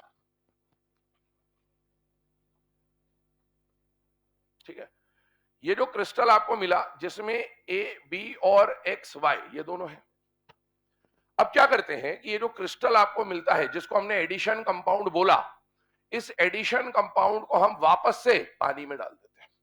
मतलब आपको जो क्रिस्टल मिला उसको पानी में डाल के घोल दिया अपन ने। अब घोलने पे दो तरह के ऑब्जर्वेशन देखे गए। कितने तरह के? दो तरह के। पहला ऑब्जर्वेशन क्या कि ये जो क्रिस्टल वाला जो एडिशन कंपाउंड है ना, ये जो एडिशन कंपाउंड है, या तो ये एडिशन कंपाउंड पानी में जाके कंप्लीटली डिसोसिएट हो जाए, और या फिर ये पानी में जाके पार्शियली डिसोसिएट हो जाए। दो तरह के ऑब्जर्वेशन देखे गए ना। तो इसी पे अब हम लोग बात करेंगे। तो ये आपको मेरे साथ समझ में आ ही जाता है, बट अब मैं यहां पर लिख देता हूं स्टेटमेंट के फॉर्म में। या तो ये पानी में जाके क्या हो जाएगा बेटा? कंप्लीटली डिसोसिएट हो जाएगा, और या फिर ये पानी में जाके पार्शियली डिसोसिएट हो जाएगा। जो एडिशन कंपाउंड पानी में जाकर कंप्लीटली डिसोसिएट हो जाते हैं, उन एडिशन कंपाउंड को नाम दे दिया गया डबल सॉल्ट। क्या नाम दे दिया गया? तो double salt is a category of addition compound. Those addition compound which get completely dissociated in aqueous solution are known as double salt. अभी इसके बारे में हम लिखेंगे, अभी सुन लीजिए बस पिक्चर, है ना। और जो एडिशन कंपाउंड पानी में जाके पार्शियली डिसोसिएट हो, यही आपका चैप्टर है। इन्हीं को हम लोग बोलते हैं complex salt. Complex salt. Double salt को लैटिस कंपाउंड भी कहा जाता है, और कॉम्प्लेक्स सॉल्ट को कोऑर्डिनेशन कंपाउंड भी कहा जाता है। पर ये सब कैसा ऑब्जर्व करा गया? प्रैक्टिकली वो लैटिस लिया होगा, एडिशन कंपाउंड पानी में डाला, पार्शियली डिसोसिएट हुआ, कंप्लीटली डिसोसिएट हुआ। अच्छा, अगर मान लो आपको ये कंपाउंड दिया गया और मैंने बोला ये कंप्लीटली डिसोसिएट हो रहा है, तो कंप्लीटली डिसोसिएट होने का मतलब क्या? इसके डिसोसिएशन के बाद ए प्लस इंडिविजुअली मिलेगा कि नहीं मिलेगा? मिलेगा। क्या बी माइनस भी इंडिविजुअली मिलेगा? यस। क्या एक्स प्लस भी इंडिविजुअली मिलेगा? यस। क्या वाई माइनस भी इंडिविजुअली मिलेगा? यस। मतलब जब मैं इनको कंप्लीट, मतलब डबल सॉल्ट की अगर मैं बात करूं तो डबल सॉल्ट में जितने भी आयंस हैं, क्या वो अपने इंडिविजुअल टेस्ट शो करेंगे कि नहीं करेंगे? करेंगे, क्योंकि डिसोसिएट हो जाएगा तो अब वो कंपाउंड नहीं रहेगा, अब वो आयन के फॉर्म में चेंज हो जाएगा। तो डिसोसिएट होने पर वो अपने हर एक आयन का टेस्ट देंगे। ये सॉल्ट में काम आएगा आपको, है ना। आगे बढ़ते हैं। अगर ये पार्शियली डिसोसिएट हुआ तो सबके सब तो डिसोसिएट नहीं होंगे, कोई ना कोई ऐसा होगा जो डिसोसिएट नहीं हो रहा होगा। मान लेते हैं, अज्यूम कर लेते हैं कि मान लो ए तो डिसोसिएट हो गया, लेकिन जो बी एक्स वाई है वो आपस में जुड़ गए, कुछ कुछ भी हुआ होगा, ऐसा कुछ कहानी मान लेते हैं। थोड़ी देर के लिए, अभी चैप्टर जब चालू होगा तो समझ में आने लग जाएंगी बातें। तो ये पार्शियली डिसोसिएट की, ये डिसोसिएट हुआ लेकिन ये सब आपस में जुड़ गए, कोऑर्डिनेट हो गए, जुड़ गए। तो इसका मतलब है जब इसको पानी में डालोगे तो बताओ ये हर एक आयन का टेस्ट देगा या कुछ ही आयन का टेस्ट देगा? कुछ ही आयन का टेस्ट देगा। ये A+ का टेस्ट तो दे देगा, लेकिन मैं अगर इससे बोलूंगा कि B- का टेस्ट दे, नहीं देगा। क्यों? B- अकेला है ही नहीं, टेस्ट कैसे देगा? पर अगर मैं इससे बोलूंगा BXY का टेस्ट दे देगा, क्योंकि BXY अपने आप में पूरा एक कॉम्प्लेक्स आयन बन चुका होगा। ऐसा तो होता क्या है कि जो एडिशन कंपाउंड होते हैं वो पानी में जाके दो तरह की प्रॉपर्टी दिखाएंगे, या तो वो पार्शियली डिसोसिएट होगा या वो कंप्लीटली डिसोसिएट होगा। कंप्लीटली डिसोसिएट होगा तो क्या बोलेंगे? Double salt. पार्शियली डिसोसिएट होगा तो क्या बोलेंगे? Complex salt. लेकिन ये सब तो प्रैक्टिकली देखा गया, टेस्ट लगा लगा के देखा गया। भाई इसका सॉल्यूशन बनाया, क्योंकि हमें कैसे पता चला? ऐसा थोड़ी कि तैर क्या है, बोले हेलो मैं A+ हूं, मैं B- हूं, गिन ले मेरे को, देख ले मेरे को, ऐसा नहीं। लैब में हर एक आयन के टेस्ट का कोई तरीका होता है। तो जब कोई भी कंपाउंड लिया और उसके आयन का टेस्ट लगाया तो यहां पर हर एक आयन का इंडिविजुअल टेस्ट लग गया, पर कंपाउंड का टेस्ट यहां नहीं लगा, क्योंकि कंपाउंड तो टूट गया तो उसका टेस्ट नहीं लगेगा। यहां पर इंडिविजुअल सारे आयन का टेस्ट नहीं लगा, कुछ का टेस्ट लगा, और बाकी जो बचे हुए आयन थे उनके कॉम्प्लेक्स आयन का टेस्ट लग गया, तो उससे पता चलता है। लेकिन अब एग्जाम में अगर कोई कंपाउंड आ जाए ऐसा, तो हमें तो क्या पता चलेगा कि वो ये वाला है कि ये वाला है? हमें तो अपने हिसाब से बात करनी है। तो प्रैक्टिकली तो ऐसे होता है। लेकिन अब एग्जाम में अगर क्वेश्चन आ गया कि भैया एक कंपाउंड दिया, एक एडिशन कंपाउंड दिया, और आपको बोला कि ये एडिशन कंपाउंड बताओ डबल सॉल्ट वाला है, या ये एडिशन कंपाउंड बताओ कॉम्प्लेक्स सॉल्ट वाला है, तो हमें कैसे पता चलेगा? तो हमें पता करने का जो तरीका, ध्यान सुनिएगा, अभी ये लिखवाऊंगा सारी चीजें। जब दोनों सॉल्ट जिनको आपने इधर मिक्स किया था ना, ये दोनों सॉल्ट जिनका एक्वा सॉल्यूशन आप मिक्स कर रहे थे, दोनों का अगर आप इक्विमोलर रेशो मिक्स करते हो, कैसा मिक्स करते हो? Equimolar ratio. इक्विमोलर रेशो मेरे हिसाब से टर्म समझ में आती है, दोनों के नंबर ऑफ मोल्स क्या होने चाहिए? बराबर। वो 1-1 हो सकता है, 2-2 हो सकता है, 3-3 हो सकता है, रेशो सेम होना चाहिए। इक्विमोलर रेशो में अगर आप मिक्स करते हो तो डबल सॉल्ट बनेगा। क्या बनेगा? Double salt. और अगर दोनों में से किसी एक को आपने एक्सेस में ले लिया, मतलब इक्विमोलर रेशो ना हो, तो बेटा ऐसा वाला जो एडिशन कंपाउंड बनेगा वो कॉम्प्लेक्स सॉल्ट बनेगा। ध्यान से देखिएगा इधर, जब भी इन दोनों सॉल्ट को आपने इक्विमोलर रेशो में मिक्स किया होगा तो डबल सॉल्ट मिलेगा, और जब भी आपने दोनों में से किसी एक को एक्सेस में मिक्स किया होगा तो कॉम्प्लेक्स सॉल्ट मिलेगा। और वो अपने को देख के समझ में आ जाए, क्योंकि रिएक्शन में या कंपाउंड में रेशो हमें दिख जाएगा। अगर ऐसा है तो ऐसे एडिशन कंपाउंड को हम लोग क्या बोलेंगे? Double salt. डबल सॉल्ट पानी में जाके पार्शियली डिसोसिएट होगा या कंप्लीटली होगा? कंप्लीटली। ये अपने हर एक आयन का टेस्ट देगा कि नहीं देगा? देगा। जो अगर हमने डबल एडिशन कंपाउंड बनाते वक्त अगर दोनों को इक्विमोलर रेशो में नहीं लिया होगा, एक को कम और एक को एक्सेस में लिया होगा, तो बेटा ये आपस में कंबाइन होकर जो एडिशन कंपाउंड बनाएंगे वो डबल सॉल्ट होगा या कॉम्प्लेक्स सॉल्ट होगा? कॉम्प्लेक्स। कॉम्प्लेक्स सॉल्ट पानी में जाके कंप्लीटली डिसोसिएट होगा या पार्शियली? पार्शियल। क्या ये अपने सभी आयन का टेस्ट दिखाए या कुछ का टेस्ट दिखाए? कुछ का। तो ये सब बातें अब हम लिखने वाले हैं, ठीक है ना? आइए इधर हेडिंग आपको, अभी एडिशन कंपाउंड आपने लिख ही लिया। एडिशन कंपाउंड के बाद अगली लाइन में लिखिएगा types of addition compounds. Types of addition compounds. Types of addition compounds.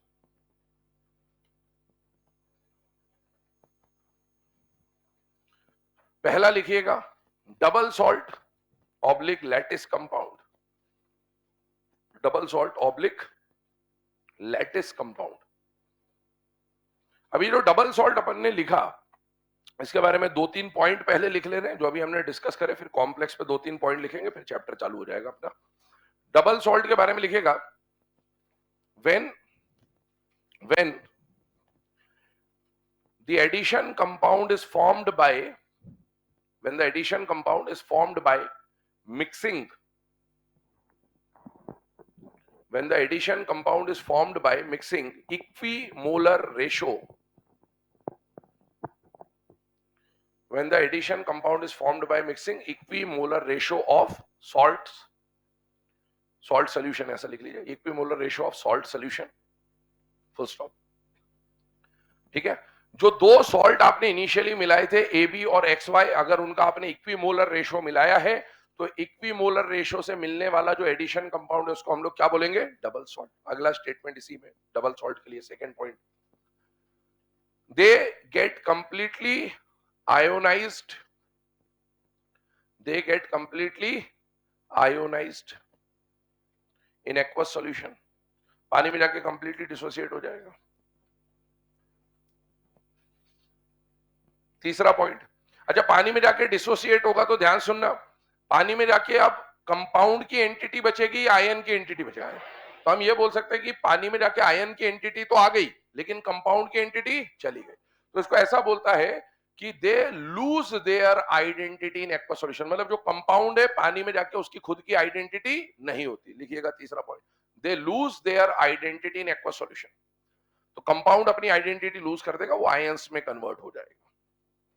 They lose their identity in aqueous solution. चले आइए, है ना, अब इसके कुछ एग्जांपल्स के ऊपर बात कर ले। अगर हम इसके एग्जांपल्स की बात करें तो सबसे पहले एग्जांपल में हम लोग ले लेते हैं पोटैश एलम। एलम हम लोग ऑलरेडी पढ़ चुके हैं। पोटैश एलम का फॉर्मूला क्या होता है बेटा? K2SO4 dot Al2SO4 thrice dot 24H2O। This is the formula of potash alum. Check करेगा।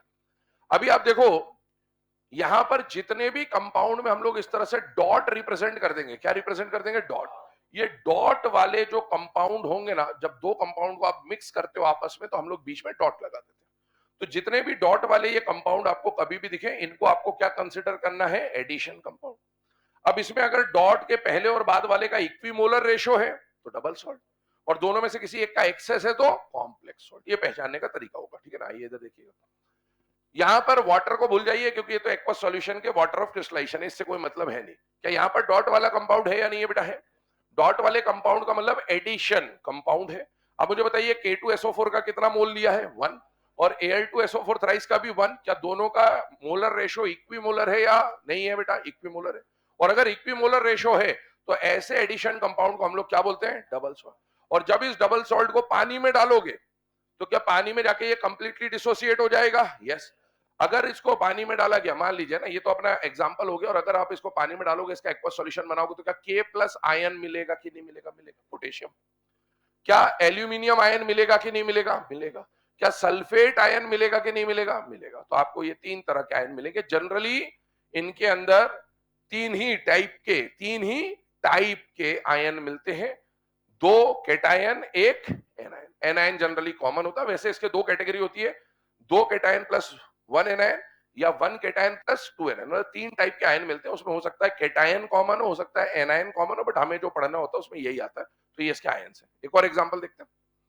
अगला एग्जाम्पल मोहर सॉल्ट। प्रैक्टिकल केमिस्ट्री में 11th-12th में वाइवा लेने जब आते हैं तो ये जरूर पूछते हैं मोहर सॉल्ट, है ना? एक क्वेश्चन जरूर है, पक्का है। ये नहीं पूछा मतलब मजा नहीं है फिर, है ना? ये पूछेगा ही पूछेगा। मोहर सॉल्ट, ठीक है ना? बाकी कुछ पूछे नहीं पूछे, ये जरूर पूछता है। मोहर सॉल्ट का फॉर्मूला होता है फेरस अमोनियम सल्फेट। क्या नाम होता है बेटा? Ferrous ammonium. नाम में ही काम छुपा हुआ है। फेरस आयन होगा, तीन आयन देता है, मैंने बोला फेरस आयन देगा, अमोनियम आयन देगा और सल्फेट। तो फेरस का भी सल्फेट होगा और अमोनियम का भी सल्फेट होगा। फेरस सल्फेट कहने का मतलब है FeSO4। अमोनियम सल्फेट फॉर्मूले बना सकते हैं NH4 ट्वाइस SO4, ये अमोनियम सल्फेट, और डॉट में आ जाएगा 6H2।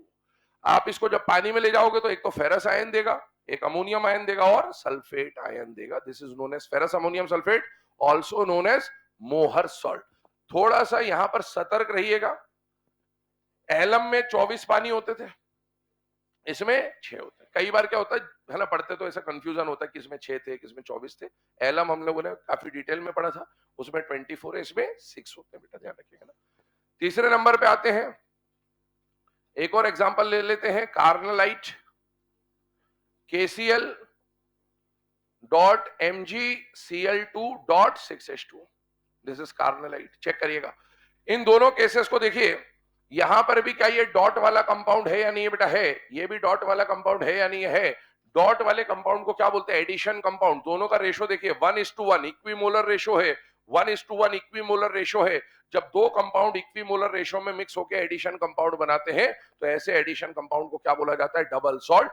क्या ये, ध्यान सुनना, क्या ये पानी में जाके Fe2+ का टेस्ट देगा कि नहीं देगा? देगा। क्या ये अमोनियम का टेस्ट देगा? देगा। क्या ये सल्फेट का टेस्ट देगा? देगा। क्या ये FeSO4 का टेस्ट देगा? नहीं, क्योंकि ये कंपाउंड अब वहां नहीं बचा, वो तो टूट चुका है। क्या ये पोटेशियम का टेस्ट देगा? यस। क्या ये मैग्नीशियम का टेस्ट देगा? यस। क्या ये क्लोराइड का टेस्ट देगा? यस। नोट कर लीजिए।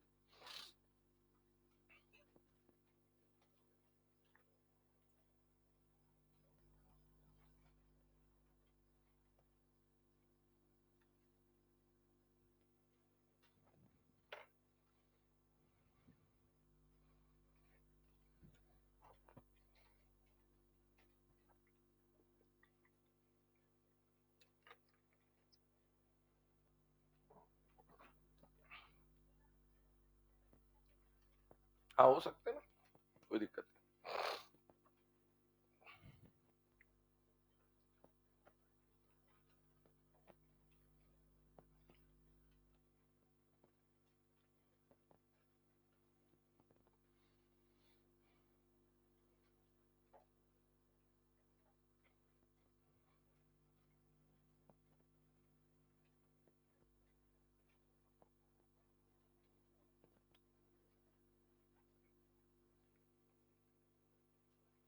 चलिए ना, अब ये जो अभी हम लोगों ने एग्जांपल देखे, ये किसके एग्जांपल थे बेटा? डबल सॉल्ट के। अब आते हैं अगले पार्ट के ऊपर, जहां पर हमने देखा कि अगर ये 1:1 रेशो में मिलते थे तो डबल सॉल्ट बनता था, अगर 1:एक्सेस रेशो में मिलते तो कौन बनता है बेटा? Complex salt. तो अब आइए इसके ऊपर आते हैं। हम लोगों का जो हेडिंग चल रहा था वो था types of addition compound. Types of addition compound में पहला हमने पढ़ा डबल सॉल्ट। डबल सॉल्ट में 3 पॉइंट और एग्जांपल लिखे। अब सेकेंड टाइप लिखिए complex salt oblique coordination compound, और यही हमारा मेन चैप्टर है, complex salt oblique coordination compound. आपको बोला था ये कॉम्प्लेक्स सॉल्ट कब बनेगा? जब दोनों को इक्विमोलर रेशो में मिलाएंगे या किसी एक को एक्सेस में मिलाएंगे बेटा? एक्सेस में। लिखिएगा पॉइंट नंबर 1 बना के, when the addition compound is formed by when the addition compound is formed by mixing any one of the salt in excess, by mixing any one of the salt in excess, full stop. मतलब दो जो आप mix कर रहे हो, दो हो सकते हैं, तीन हो सकते हैं, बट अपने को जनरली दो के बारे में पढ़ना होता है। दो में से किसी एक को अगर आपने एक्सेस में मिला दिया, या फिर ऐसा बोल दें कि इक्विमोलर रेशो ना हो, तो भी उसको क्या बोला जाएगा बेटा? कॉम्प्लेक्स सॉल्ट बोला जाएगा, ठीक है ना। अब कॉम्प्लेक्स सॉल्ट की कहानी क्या है? कॉम्प्लेक्स सॉल्ट के बारे में अगर इसको इक्विमोलर रेशो में, मैंने क्या बोला कि ये कंप्लीटली डिसोसिएट होते हैं और ये पार्शियल। तो सेकंड पॉइंट ये लिखिए, they partially ionise in aqueous solution. They partially ionise in aqueous solution. पानी में जाके कंप्लीटली डिसोसिएट नहीं होते, पार्शियली होते हैं। तो they partially ionise in aqueous solution. तीसरी बात, ऊपर वाला जो कंपाउंड था वो कंप्लीटली डिसोसिएट हो जाता था, तो वो अपनी पूरी की पूरी आइडेंटिटी लूज कर देता था। लेकिन क्या ये पूरी तरह से डिसोसिएट हो रहा है या पार्शियली? पार्शियल। तो ये अपनी पूरी आइडेंटिटी लूज नहीं करेगा, थोड़ी बहुत आइडेंटिटी अपनी रिटेन कर लेता है, सस्टेन कर लेता है। तो इसके लिए तीसरा पॉइंट लिखा जाता है, लिखेगा they retain their identity, they retain their identity in aqueous solution, they retain their identity in aqueous solution.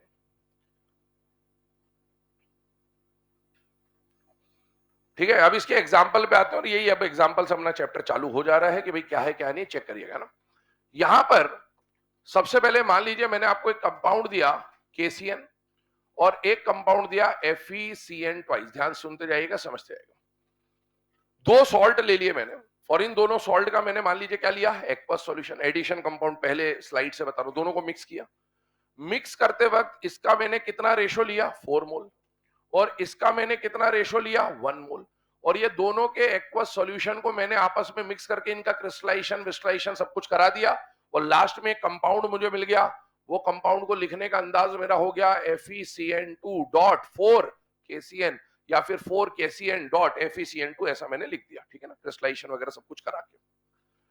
ये जो लास्ट में मुझे कंपाउंड मिला है, ये जो कंपाउंड है, ये क्या एक एडिशन कंपाउंड है या नहीं है बेटा? है। डॉट वाले कंपाउंड एडिशन कहलाएंगे। अगर दोनों का रेशो 1:1 होता तो क्या बोल देते? Double salt. लेकिन क्या अभी दोनों का रेशो 1:1 है, या कोई एक एक्सेस में है? कोई एक एक्सेस में। दिख रहा है क्लियरली आराम से? कोई एक एक्सेस में, तो इसको हम लोग डबल सॉल्ट बोलेंगे या कॉम्प्लेक्स सॉल्ट बोलेंगे? कॉम्प्लेक्स। ये कॉम्प्लेक्स सॉल्ट का तरीका है बनने का, ठीक है। और ये रिप्रेजेंटेशन पुराने समय में चलता था। आज के समय में इसी को रिप्रेजेंटेशन को मॉडर्न रिप्रेजेंटेशन दे दिया गया। मॉडर्न रिप्रेजेंटेशन में इसी कंपाउंड को हम आज ऐसे लिख देते हैं, दोनों सेम है। आपको कभी भी इससे इसमें कन्वर्ट करने के बारे में चिंता नहीं करनी। आपको एग्जाम में हमेशा ऐसे ही लिखा हुआ आएगा। एक टॉपिक आएगा बीच में, वर्नर थ्योरी, जिसमें हम इसको ऐसे में कन्वर्ट करेंगे। वो लिमिटेड एग्जांपल होगा, वहां पर आपको समझ में आ जाएगा, ज्यादा चिंता करने की जरूरत नहीं। बाकी most of the time 99% of the time question ऐसा आएगा।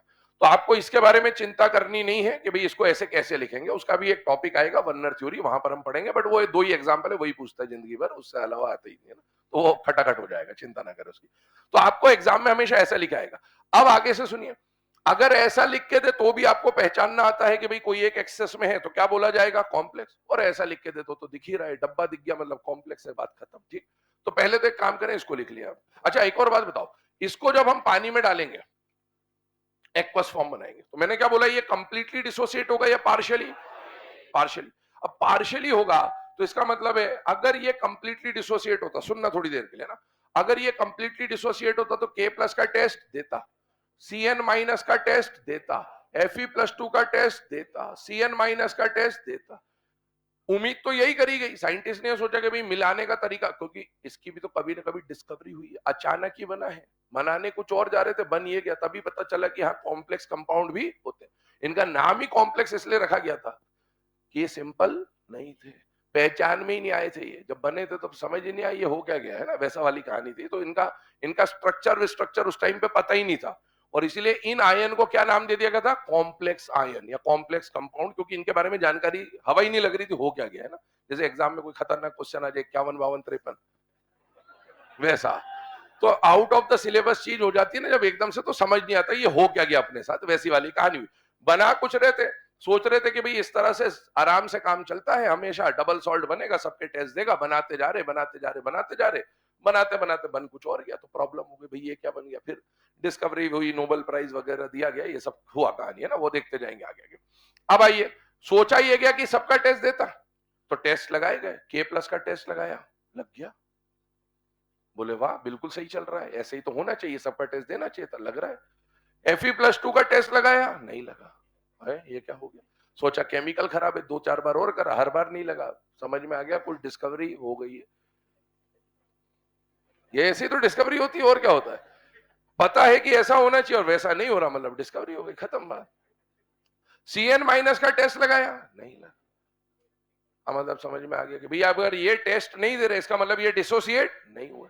अब डिसोसिएट क्यों, अगर कितने सीएन थे, देखो देखो टोटल 4 और 2 6 सीएन थे, कम से कम एक सीएन का भी टेस्ट देता तो ये समझ में आता कि सीएन डिसोसिएट हुआ है, एक भी सीएन का टेस्ट नहीं दिया उसने, एक मोल का भी टेस्ट नहीं दिया, समझ में आया कोई भी सीएन डिसोसिएट नहीं हुआ। फिर क्या करा, तो फिर ये बोला कि भाई एफई भी डिसोसिएट नहीं हुआ, सीएन भी डिसोसिएट नहीं हुआ, एफई पे +2 है, हर सीएन पे -1 है, इसके ऊपर आना चाहिए 4-, ये वाले आयन का टेस्ट लगा, ये वाला टेस्ट लग गया, तो पता चल गया कि ये ऐसे नहीं टूटे हैं, ये ऐसे और ऐसे टूटे। लेकिन अब ये सब काम तो प्रैक्टिकली हुआ, हमें कैसे पता चलेगा, बात तो वही, एग्जाम तो आपको देना, वहां थोड़ी प्रैक्टिकली की कर कुरा के देख लिया अपन ने। तो अपने को क्या करना है, अपने को तो एग्जाम में ऐसा डब्बा बना हुआ आएगा। अब डब्बा बना हुआ आएगा तो ध्यान सुनना, जैसे ही आप पानी में डालोगे तो ध्यान सुनना, ये जो कॉम्प्लेक्स कंपाउंड है, कौन सा कंपाउंड है, कॉम्प्लेक्स कंपाउंड में जनरली 2 पार्ट होते हैं, कितने पार्ट होते हैं, 2, जनरली 2 पार्ट होते हैं। अब सुन लीजिए ना, यहां से चैप्टर शुरू हो रहा है आपका, जनरली 2 पार्ट होते हैं, एक डब्बे वाला पार्ट और एक डब्बे के बाहर वाला पार्ट। कौन कौन सा पार्ट होते हैं, 2 पार्ट, पहला डब्बे वाला पार्ट और एक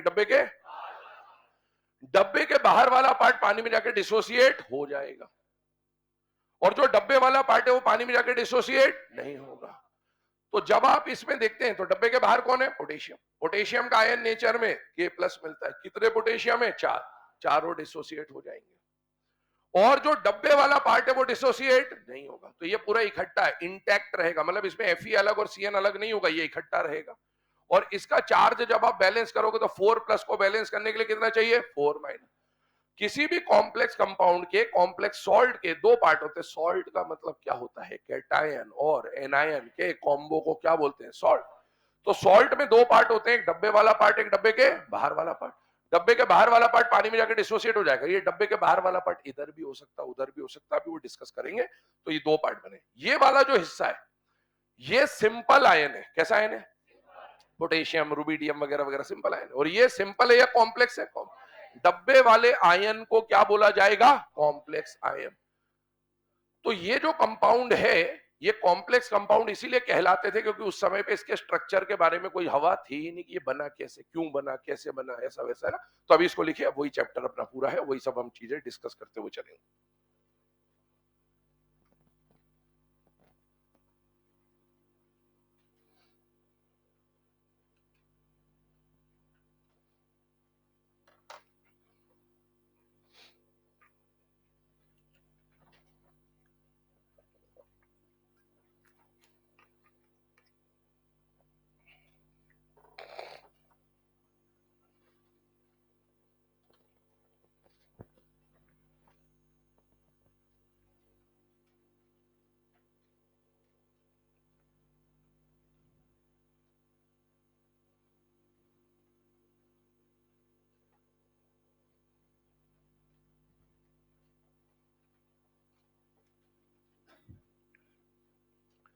चलिए ना, अब ये जो कंपाउंड अभी हम लोगों ने लिखा है K4FeCN6, इस चैप्टर में मैंने आपको बोला शुरू के जो 1-2 लेक्चर है वहां पर आपके बेसिक्स डेवलप होंगे, तो अब उन बेसिक्स में कुछ टर्म्स यूज होती हैं, है ना, जैसे कि हम लोग लिगैंड बोलेंगे, डेंटिसिटी बोलेंगे, कोऑर्डिनेशन नंबर बोलेंगे, है ना, कॉम्प्लेक्स आयन बोलेंगे, काउंटर आयन बोलेंगे, वो सब टर्म्स के बारे में समझ रहे हैं कि वो टर्म्स क्या क्या होती है। आइए इधर ध्यान दीजिएगा, एक कंपाउंड में यहां पर ले रहा हूं, वो कंपाउंड कौन सा है बेटा, यही वाला एग्जांपल ले रहे हैं, K4FeCN6। एक बार इस एग्जांपल से समझते हैं, फिर और एग्जांपल लेंगे।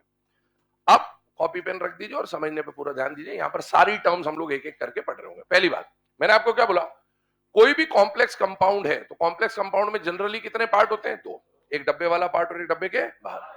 कई बार ऐसा भी होगा कि सिर्फ डब्बे वाला पार्ट आएगा, ऐसा भी हो सकता है ना, वो डिपेंड करता है, बट जनरली दो पार्ट होते हैं, एक डब्बे वाला पार्ट और एक डब्बे के बाहर वाला। डब्बे के बाहर वाला पार्ट पानी में जाके डिसोसिएट हो जाएगा और डब्बे वाला पार्ट पानी में जाके डिसोसिएट नहीं होगा। जो डब्बे के बाहर वाला पार्ट है, क्योंकि वो पानी में जाके डिसोसिएट हो जाता है, उस वाले हिस्से को बोलते हैं आयोनाइजेशन स्फीयर। क्या बोला जाता है, क्या बोला जाता है, आयनाइजेशन स्फीयर किसको बोलते हैं, डब्बे वाले पार्ट को या डब्बे के बाहर वाले पार्ट को, डब्बे के बाहर वाले। क्यों बोला गया, क्योंकि ये पानी में जाके आयनाइज हो जा रहा है, जो आयनाइज हो जा रहा है उसको हम लोग क्या बोलेंगे, आयनाइजेशन स्फीयर। आयनाइजेशन स्फीयर बोलने के पीछे एक और कारण है कि इसका इस डब्बे के साथ जो बॉन्ड होगा वो आयनिक बॉन्ड होगा, और इसीलिए पानी में जाके आयनाइज हो जाता है, और इसीलिए इसको क्या बोलते हैं बेटा, आयनाइजेशन स्फीयर। आगे सुनिएगा, एक टर्म अभी हम लोगों ने समझी आयनाइजेशन स्फीयर, एक टर्म आएगी कोऑर्डिनेशन स्फीयर। कौन सी टर्म, कोऑर्डिनेशन स्फीयर। अभी इस पे भी ज्यादा चर्चा नहीं कर रहा हूं, बस लिख दे रहा हूं, अभी इस पे आएंगे। एक टर्म होती है कोऑर्डिनेशन स्फीयर, जो कॉम्प्लेक्स आयन होता है ना उसी को क्या बोला जाता है, कोऑर्डिनेशन स्फीयर। ठीक है, खैर अभी हमने क्या बोला, किसी भी कॉम्प्लेक्स कंपाउंड में कितने पार्ट होते हैं, दो पार्ट, एक डब्बे वाला पार्ट, एक डब्बे के बाहर वाला पार्ट। डब्बे के बाहर वाला पार्ट पानी में जाकर डिसोसिएट हो जाएगा, इसलिए उसको क्या बोलेंगे, आयनाइजेशन स्फीयर। और जो डब्बे वाला पार्ट है वो पानी में डिसोसिएट नहीं होगा, उसको कॉम्प्लेक्स आयन भी बोल सकते हैं और उसको कोऑर्डिनेशन स्फीयर भी बोल सकते हैं। अब आगे की बात सुनिएगा, ये वाला पार्ट क्योंकि पानी में जाके डिसोसिएट हो जा रहा है तो इसको आयनाइजेशन स्फीयर तो बोला, आयनाइजेशन स्फीयर के अलावा इसका एक और नाम होता है और वो नाम होता है काउंटर आयन। क्या नाम होता है, क्या नाम होता है, इसको बोलते हैं complex ion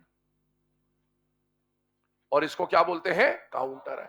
counter ion, counter करना मतलब बैलेंस करना, टैकल करना, काउंटर करना, कोई कुछ चीज कर रहा है तो उसको अपन काउंटर कर रहे हैं ना, वैसा। तो अगर हम बात करें तो इस कॉम्प्लेक्स आयन का जो चार्ज है, उस चार्ज को बैलेंस करने का काम क्या ये बाहर वाला आयन करता है या नहीं करता है बेटा, करता है। और इसके चार्ज को क्योंकि ये बैलेंस कर रहा है, इसके चार्ज को क्योंकि ये काउंटर कर रहा है, इसलिए इस आयन को क्या बोला जाता है, काउंटर आयन। तो कभी आपसे बोला जाए कि डब्बे के बाहर वाले पार्ट को क्या आयनाइजेशन स्फीयर बोला जाता है, तो यस, और उसी को क्या बोला जाता है, काउंटर आयन। दोनों के पीछे के लॉजिक आपको बता दिया। आगे बढ़ते हैं, अब आते हैं डब्बे वाले पार्ट में। अब यहीं से चैप्टर की मेन चीजें स्टार्ट होंगी, इसी में मेनली आपको चीजें समझनी होती है। किसी भी कॉम्प्लेक्स कंपाउंड में जनरली दो हिस्से होंगे, एक डब्बे वाला हिस्सा और एक डब्बे के बाहर वाला। डब्बे के बाहर वाले हिस्से को क्योंकि पानी में जाके आयनाइज होगा तो क्या बोला अपन ने, आयनाइजेशन, या फिर क्या बोला, काउंटर है। अब आते हैं डब्बे वाले हिस्से में। डब्बे वाले हिस्से में अगेन दो चीजें होंगी, कम से कम दो चीजें होंगी। डब्बे वाले पार्ट में कम से कम दो चीजें दिखेंगी आपको, कम से कम दो चीजें दिखेंगी, जिनमें से एक होगा मेटल और एक मेटल के अलावा कुछ और। आप नहीं जानते कौन है, क्या है, क्या नहीं है। हमने क्या बोला, एक होगा, अभी ये क्या हो गया, देखिएगा, डब्बे वाले पार्ट में अगेन दो हिस्से होंगे, दो या दो से ज्यादा चीजें मिलेंगी। डब्बे के अंदर कम से कम एक क्या मिलेगा, मेटल, और मेटल के अलावा कुछ और। डब्बे के अंदर जो मेटल मिलेगा उसे बोला जाएगा सेंट्रल मेटल। क्या बोला जाएगा, और ये सेंट्रल मेटल पे जनरली कुछ ना कुछ ऑक्सीडेशन स्टेट होगी, इसीलिए इसको शॉर्ट में सेंट्रल मेटल आयन, और अगर न्यूट्रल होगा तो सेंट्रल मेटल एटम बोल दिया जाएगा। तो हम लोग CMI या CMA का यूज करेंगे, वो मैं लिखाऊंगा। तो ये CMI या CMA क्या है, सेंट्रल मेटल आयन या सेंट्रल मेटल एटम। और सेंट्रल मेटल किसे बोला जाएगा, डब्बे के बाहर वाले मेटल को या डब्बे के अंदर वाले को, अंदर वाले। कई बार डब्बे के बाहर भी मेटल हो सकता है, लेकिन सेंट्रल मेटल उसे कहना है जो डब्बे के अंदर होगा। आगे सुनिएगा, जो मेटल डब्बे के अंदर होगा उसके ऊपर कुछ ना कुछ चार्ज भी हो सकता है, उसका ऑक्सीडेशन स्टेट आप निकालेंगे इस पूरे चैप्टर में, और वो ये सबसे जरूरी चीज है, आपको ऑक्सीडेशन स्टेट निकालना होगा। कई बार इस पे चार्ज आएगा, कई बार नहीं आएगा। सेंट्रल मेटल, जब भी इस चैप्टर में एक टर्म आएगी ऑक्सीडेशन स्टेट या ऑक्सीडेशन नंबर, रेडॉक्स में क्या होता है, रेडॉक्स में जब आपको किसी भी चीज का ऑक्सीडेशन स्टेट निकलवाना होता है तो उस पर या तो स्टार लगा देता है या उस पर अंडरलाइन कर देता है। इस चैप्टर में अपन हर क्वेश्चन में ऑक्सीडेशन स्टेट निकालेंगे ही निकालेंगे, ये सबसे जरूरी चीज है, आपको ऑक्सीडेशन स्टेट निकालना आना चाहिए। अगर इस चैप्टर में हम हर जगह ऑक्सीडेशन स्टेट निकालेंगे तो अब बाय डिफॉल्ट कंफर्म है, कुछ यहाँ ना स्टार लगेगा ना अंडरलाइन होगा, आपको हमेशा सेंट्रल मेटल का ही ऑक्सीडेशन स्टेट निकालना है, ये बात कंफर्म रहेगी। ठीक है, आगे सुनिएगा। मैंने आपको बोला डब्बे के अंदर वाले हिस्से में अगेन दो चीजें होंगी, एक होगा मेटल और एक मेटल के अलावा कुछ और। जो मेटल होगा उसको क्या बोलेंगे, सेंट्रल, और मेटल के अलावा जो कुछ और होगा ना उसको नाम दिया जाएगा लिगेंड। क्या नाम दिया जाएगा, लिगेंड। और वो देख के पता चल जाएगा, डब्बे के अंदर का मेटल आपको आराम से समझ में आएगा क्योंकि 3D 4D 5D में से ही जनरली वो एलिमेंट होगा, तो अपन देख के पहचान जाएंगे। और जो मेटल के अलावा बची हुई चीज होगी उसको क्या बोलेंगे, लिगेंड। अब ध्यान सुनना, फिर से एक बार यहां तक का रिवाइज करते हैं। कॉम्प्लेक्स कंपाउंड में जनरली कितने हिस्से होंगे, दो, एक डब्बे वाला हिस्सा, एक डब्बे के बाहर वाला हिस्सा। डब्बे के बाहर वाला हिस्सा पानी में जाके आयनाइज हो जाएगा, इसलिए उसको क्या बोलेंगे, आयनाइजेशन। क्या इसी को काउंटर आयन भी बोल सकते हैं। अब डब्बे वाले पे आ जाए, इसको साइड कर दो, अब यही इंपॉर्टेंट है। डब्बे वाले में क्या दो तरह की चीजें होंगी या नहीं होंगी, होंगी, जिनमें से एक क्या होगा, मेटल, और एक मेटल के अलावा कुछ और। जो मेटल होगा उसको क्या बोलोगे, सेंट्रल, और जो मेटल के अलावा कुछ और होगा उसको क्या बोलोगे, लिगेंड। यहां तक की बात अपन ने समझ ली। ठीक, अब आगे बढ़ते हैं। जो ये मेटल है और ये लिगेंड है, इन दोनों के बीच में कोऑर्डिनेट बॉन्ड बनेगा। कौन सा बॉन्ड बनेगा, और इसीलिए इस स्फीयर को क्या बोला जाएगा, कोऑर्डिनेशन। स्फीयर मतलब एक हिस्सा, और कुछ भी नहीं है ना, स्फीयर मतलब एक हिस्सा। ठीक है, कोऑर्डिनेशन स्फीयर, इसको कोऑर्डिनेशन एंटिटी भी बोल देंगे कई बार, और इसको आयनाइजेशन एंटिटी भी बोल देंगे। एंटिटी स्फीयर मतलब एक हिस्से की बात हो रही है ना, ये मान के चलिएगा। तो अगर हम लोग बात करें तो ऐसे कंपाउंड में क्या होगा, कोई ना कोई मेटल होगा, सेंट्रल मेटल, और कोई ना कोई क्या होगा, लिगेंड। मेटल को एम से रिप्रेजेंट करेंगे, लिगेंड को एल से। अलग अलग कॉम्प्लेक्स में मेटल अलग अलग हो सकते हैं, अलग अलग कॉम्प्लेक्स में लिगेंड अलग अलग हो सकते हैं। लिगेंड का काम लोन पेयर देने का होगा, ये लुईस बेस की तरह काम करेगा। मेटल का काम लोन पेयर लेने का होगा, ये लुईस एसिड की तरह काम करेगा। और ये हमेशा लोन पेयर देगा और ये हमेशा लोन पेयर लेगा, ये फिक्स है यहां पर कहानी है ना। तो जब ये लोन पेयर देगा और ये लोन पेयर लेगा तो दोनों के बीच में जो बॉन्ड बनेगा वो कौन सा बॉन्ड बनेगा, कोऑर्डिनेट। और कोऑर्डिनेट बॉन्ड क्योंकि इनके बीच में बनेगा, इसीलिए इस स्फीयर को क्या नाम दिया जाएगा, कोऑर्डिनेशन स्फीयर। मैंने आपको बोला था इसके और इसके बीच में आयनिक बॉन्ड था तो आयनाइजेशन स्फीयर बोला, और इसको कोऑर्डिनेशन स्फीयर इसलिए बोला क्योंकि मेटल और लिगेंड के बीच में क्या बनेगा, कोऑर्डिनेट बॉन्ड। अब आगे सुनिए, कोऑर्डिनेशन स्फीयर की बात हो गई। अब ये लोन पेयर देगा, ये लोन पेयर लेगा। अब एक टर्म आती है, कोई भी लिगेंड, हर लिगेंड की कहानी यह है कि लिगेंड को लोन पेयर देना है, ये लोन पेयर डोनर है, पर कौन सा लिगेंड कितने लोन पेयर देगा। अलग अलग टाइप के लिगेंड होते हैं, कोई लिगेंड एक लोन पेयर देता है, कोई लिगेंड दो लोन पेयर देता है, कोई लिगेंड तीन लोन पेयर देता है। हमारे सिलेबस में एक से लेकर 6 तक के लिगेंड है, मतलब एक लोन पेयर देने वाला भी है, 2 3 4 5 और 6 लोन पेयर देने वाला भी है। लिगेंड लोन पेयर डोनर होगा, और कौन सा लिगेंड कितने लोन पेयर देगा उसे बोला जाएगा उसकी डेंटिसिटी। क्या बोला जाएगा, डेंसिटी नहीं, डेंटिसिटी। ठीक है ना, डेंटिसिटी। ये जो डेंटिसिटी है, डेंटिसिटी का मतलब है कौन सा लिगेंड कितने लोन पेयर देगा। अगर कोई लिगेंड, अभी आपको इसका क्लासिफिकेशन पढ़ाया जाएगा, वही समझना, मेन जो 2 3 लेक्चर मैंने आपको बोला है ना। हमें जो लिगेंड एक लोन पेयर देगा उसे हम लोग बोलेंगे मोनोडेंटेट, जो दो लोन पेयर देगा बाइडेंटेट, तीन लोन पेयर देगा ट्राई टेट्रा पेंटा हेक्सा, ऐसा आएगा। तो लिगेंड का काम लोन पेयर देने का, और एक लिगेंड जितने लोन पेयर देगा उसको क्या कहा जाएगा, उसका डेंटिसिटी। अब ये लोन पेयर देगा तो ये लोन पेयर लेगा, एक लिगेंड कितने लोन पेयर दे रहा है उसको बोलेंगे उसकी डेंटिसिटी, और एक मेटल कितने लोन पेयर लेगा उसको बोला जाएगा उसका कोऑर्डिनेशन नंबर। क्या बोला जाएगा, ये सब टर्म आएंगे हमारे सामने। अब आइए इसको एग्जांपल के फॉर्म में समझते हैं। अभी ये बताया आपको है ना, लिगेंड जितने लोन पेयर देगा उसको क्या बोलेंगे, इसकी डेंटिसिटी। एक की बात हो रही है, एक लिगेंड कितने लोन पेयर देगा, इंडिविजुअली बात होगी ना। आइए इसके ऊपर बात करते हैं, K4 एफिशिएंसी। K4 एफिशिएंसी में बाहर वाला पार्ट तो आयनाइज हो गया, इस कोऑर्डिनेशन स्फीयर पे आ रहे हैं क्योंकि यहीं पर लोन पेयर का लेन देन होगा। बेटा यहां पर मेटल का चार्ज निकाल सकते हो क्या, एक पोटेशियम पे +1, 4 पोटेशियम पे +4, एक साइनाइड पे -1, 6 साइनाइड पे -4 -6, तो इसमें बचा +2। ये इसका ऑक्सीडेशन स्टेट हो गया। अब ये जो Fe है इसके आसपास, इसको भूल जाओ, कोऑर्डिनेट बॉन्ड बनाने कौन आएगा? लिगेंड। मेटल लोन पेयर लेगा और लिगेंड लोन पेयर देगा। कितने साइनाइड है? 6। बना दो आजू बाजू में, कैसे भी रैंडमली बना लो, अभी तो है ना, वो सब सीखेंगे अभी। 4, 5 और 6, ये 6 साइनाइड बना दिए। अब मैंने क्या बोला? लिगेंड लोन पेयर देगा और मेटल लोन पेयर लेगा। अब हर लिगेंड की कहानी अलग अलग है। इस पूरे चैप्टर में आपको हर जगह पर 2 चीजें निकालनी होगी। पहला ऑक्सीडेशन, दूसरा कोऑर्डिनेट। इसके बिना ये चैप्टर चलेगा ही नहीं, है ना।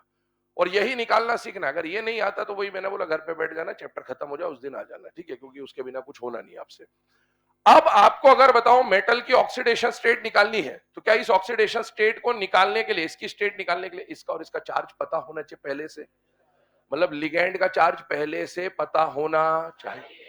अब अगर आपको लिगेंड का चार्ज ही नहीं पता होगा तो आप खत्म हो गया खेल आपका, ठीक है। यही समझिए इस चीज को लॉजिकली। तो अभी हम लोग आगे लिगेंड का क्लासिफिकेशन पढ़ेंगे। उस क्लासिफिकेशन में आपको बताया जाएगा कि किस लिगेंड पे -1 है, किस पे -2 है, किस पे क्या है। तो वो चार्ज हमें याद होने चाहिए। ऐसा कुछ ज्यादा याद करने का नहीं, अपने जो एनायन बचपन से पढ़ते आ रहे, फ्लोराइड, क्लोराइड, ब्रोमाइड, आयोडाइड, वही है। 1-2 नए आएंगे बस, और कुछ भी नहीं, ठीक है ना। तो चार्ज हमें पता होने चाहिए। दूसरी बात, कोऑर्डिनेशन नंबर किसे बोला गया? मेटल ने जितने लोन पेयर एक्सेप्ट करे उसको क्या बोला जाएगा? कोऑर्डिनेशन। अब मेटल कितने लोन पेयर एक्सेप्ट करेगा वो तो इस बात पे निर्भर करेगा कि ये कितने लोन पेयर देगा, और लिगेंड कितने लोन पेयर देगा उसको बोला जाएगा लिगेंड की डेंटिसिटी। तो आपको ये दोनों टर्म निकालने के लिए लिगेंड की पूरी कुंडली पता होनी चाहिए कि लिगेंड पे चार्ज कितना है और कौन सा लिगेंड 1 लोन पेयर देता है या कौन 2 देता है या कौन 6 देता है। आपको अगर ये पता है, क्लासिफिकेशन ऑफ लिगेंड पता है, तो चैप्टर आपके कब्जे में है। और आपको अगर वो याद नहीं तो चैप्टर खत्म हो गया आपका। यही है इसका एकमात्र सत्य, ठीक है ना। अब आइए बात करते हैं। अभी आपको बताया नहीं गया, बट मैं अभी यहाँ पर इनिशियली बता दे रहा हूं। एक साइनाइड 1 लोन पेयर देता है। कितना लोन पेयर देता है? 1।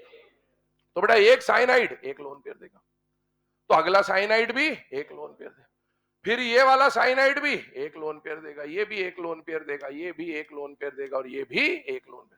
तो साइनाइड, एक साइनाइड ने 1 लोन पेयर दिया तो इसकी डेंसिटी क्या कहलाई? 1। लेकिन एक मेटल ने कितने लोन पेयर एक्सेप्ट करे? 6। तो इसका कोऑर्डिनेशन नंबर हो गया 6। ये तरीका होगा और यही अपने को निकालना सीखना है। अब सुनिए, ये तो अपन ने लॉजिकली समझ लिया। अब मजे वाली बात करते हैं ना। तो मैंने आपको क्या बोला कि लिगेंड जितनी जगह, जितना लिगेंड जितने लोन पेयर देगा उसको क्या बोला जाएगा? उसकी डेंटिसिटी। डेंटिसिटी जो है ना, इसको हिंदी में बोला जाता है दंतुकता। क्या बोला जाता है? दंतुकता। दंत कुत्ता नहीं बे, दंतुकता। क्या बोला जाता है? दंतुकता, है ना। दंतुकता मतलब दांत, डेंट, डेंटिस्ट। दांत किस काम में आते हैं? काटने के, है ना। कुछ भी खाना खा लो वगैरह वगैरह, ठीक है। तो इसको हिंदी में जब दंतुकता की बात करते हैं तो इसको केमिस्ट्री की लैंग्वेज में ये बोला जाता है कि लिगेंड जो है ना वो मेटल को लोन पेयर दे रहा है, उसको ऐसा बोलते हैं कि लिगेंड मेटल को काट रहा है, बाइट कर रहा है। ये लैंग्वेज होती है। तो एक लिगेंड, लिगेंड का काम काटने का, ये लोन पेयर दे रहा है, इसकी डेंटिसिटी, डेंटिसिटी मतलब ये काटने का काम करेगा। लिगेंड का काम क्या है? काटने का। और मेटल का काम है कटवाने का। यही है, काटा कुटा चलेगा चैप्टर में। तो लिगेंड काटेगा और मेटल कटवाएगा। और एक लिगेंड जितनी जगह काटेगा वो क्या कहलाएगी? उसकी डेंटिसिटी। अब कोई लिगेंड ऐसा आएगा जो एक जगह काटता होगा तो उसकी डेंटिसिटी 1। कोई लिगेंड 2 जगह काटेगा, उसकी डेंटिसिटी 2। कोई लिगेंड 6 जगह काटेगा, उसकी डेंटिसिटी 6। तो डेंटिसिटी का मतलब है कौन सा लिगेंड मेटल को कितनी जगह काटेगा। काटने का मतलब है कितने लोन पेयर देगा, बट उसको एक्चुअल लैंग्वेज ये होती कितनी जगह बाइट कर रहा है। और मेटल का काम काटने का या कटवाने का? कटवाने। एक मेटल खुद को कितनी जगह कटवा रहा है वो क्या कहलाएगा? उसका कोऑर्डिनेशन। अब मेटल खुद को कितनी जगह कटवाएगा ये आपको निकालना है। ये कब निकाल पाओगे? जब आपको पता होगा कि लिगेंड कितनी जगह काटेगा। अगर एक लिगेंड एक जगह काटता होगा उस हिसाब से, मान लो ये 2-2 जगह काट रहे होते तो मेटल का तो काम ही लग गया था यहाँ पर, है ना। 12 जगह कटवा दिया जाता।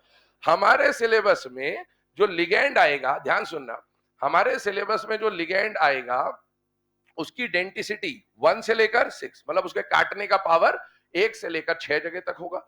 और हमारे सिलेबस में जो मेटल आएगा वो मेटल का कोऑर्डिनेशन नंबर 2 से लेकर 6, कम से कम मेटल 2 जगह कटवाएगा और ज्यादा से ज्यादा हमारे सिलेबस में 6 जगह कटवाएगा। इससे आगे भी होता है बट हमको यहीं तक पढ़ना होता है। तो ये पूरी एक ओवरऑल पिक्चर मैंने आपको बता दी कि क्या है, और इन्हीं टर्म्स को अब मैं आपको लिखवा दे रहा हूं, ठीक है। हेडिंग डालिएगा सम इंपॉर्टेंट टर्म्स,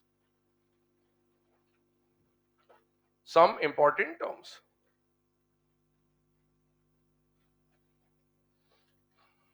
पहला लिखिएगा complex ion,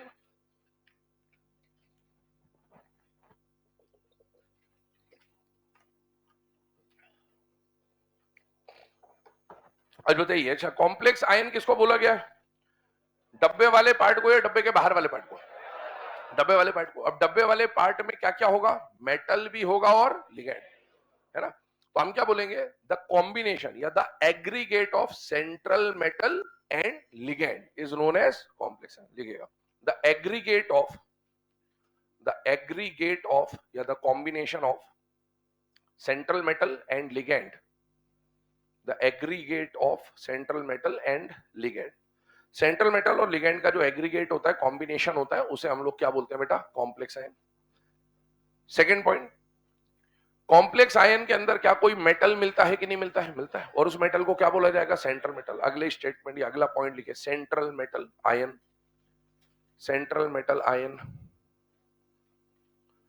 central metal ion, short में CMI ऑब्लिक CMA दोनों लिख सकते हैं।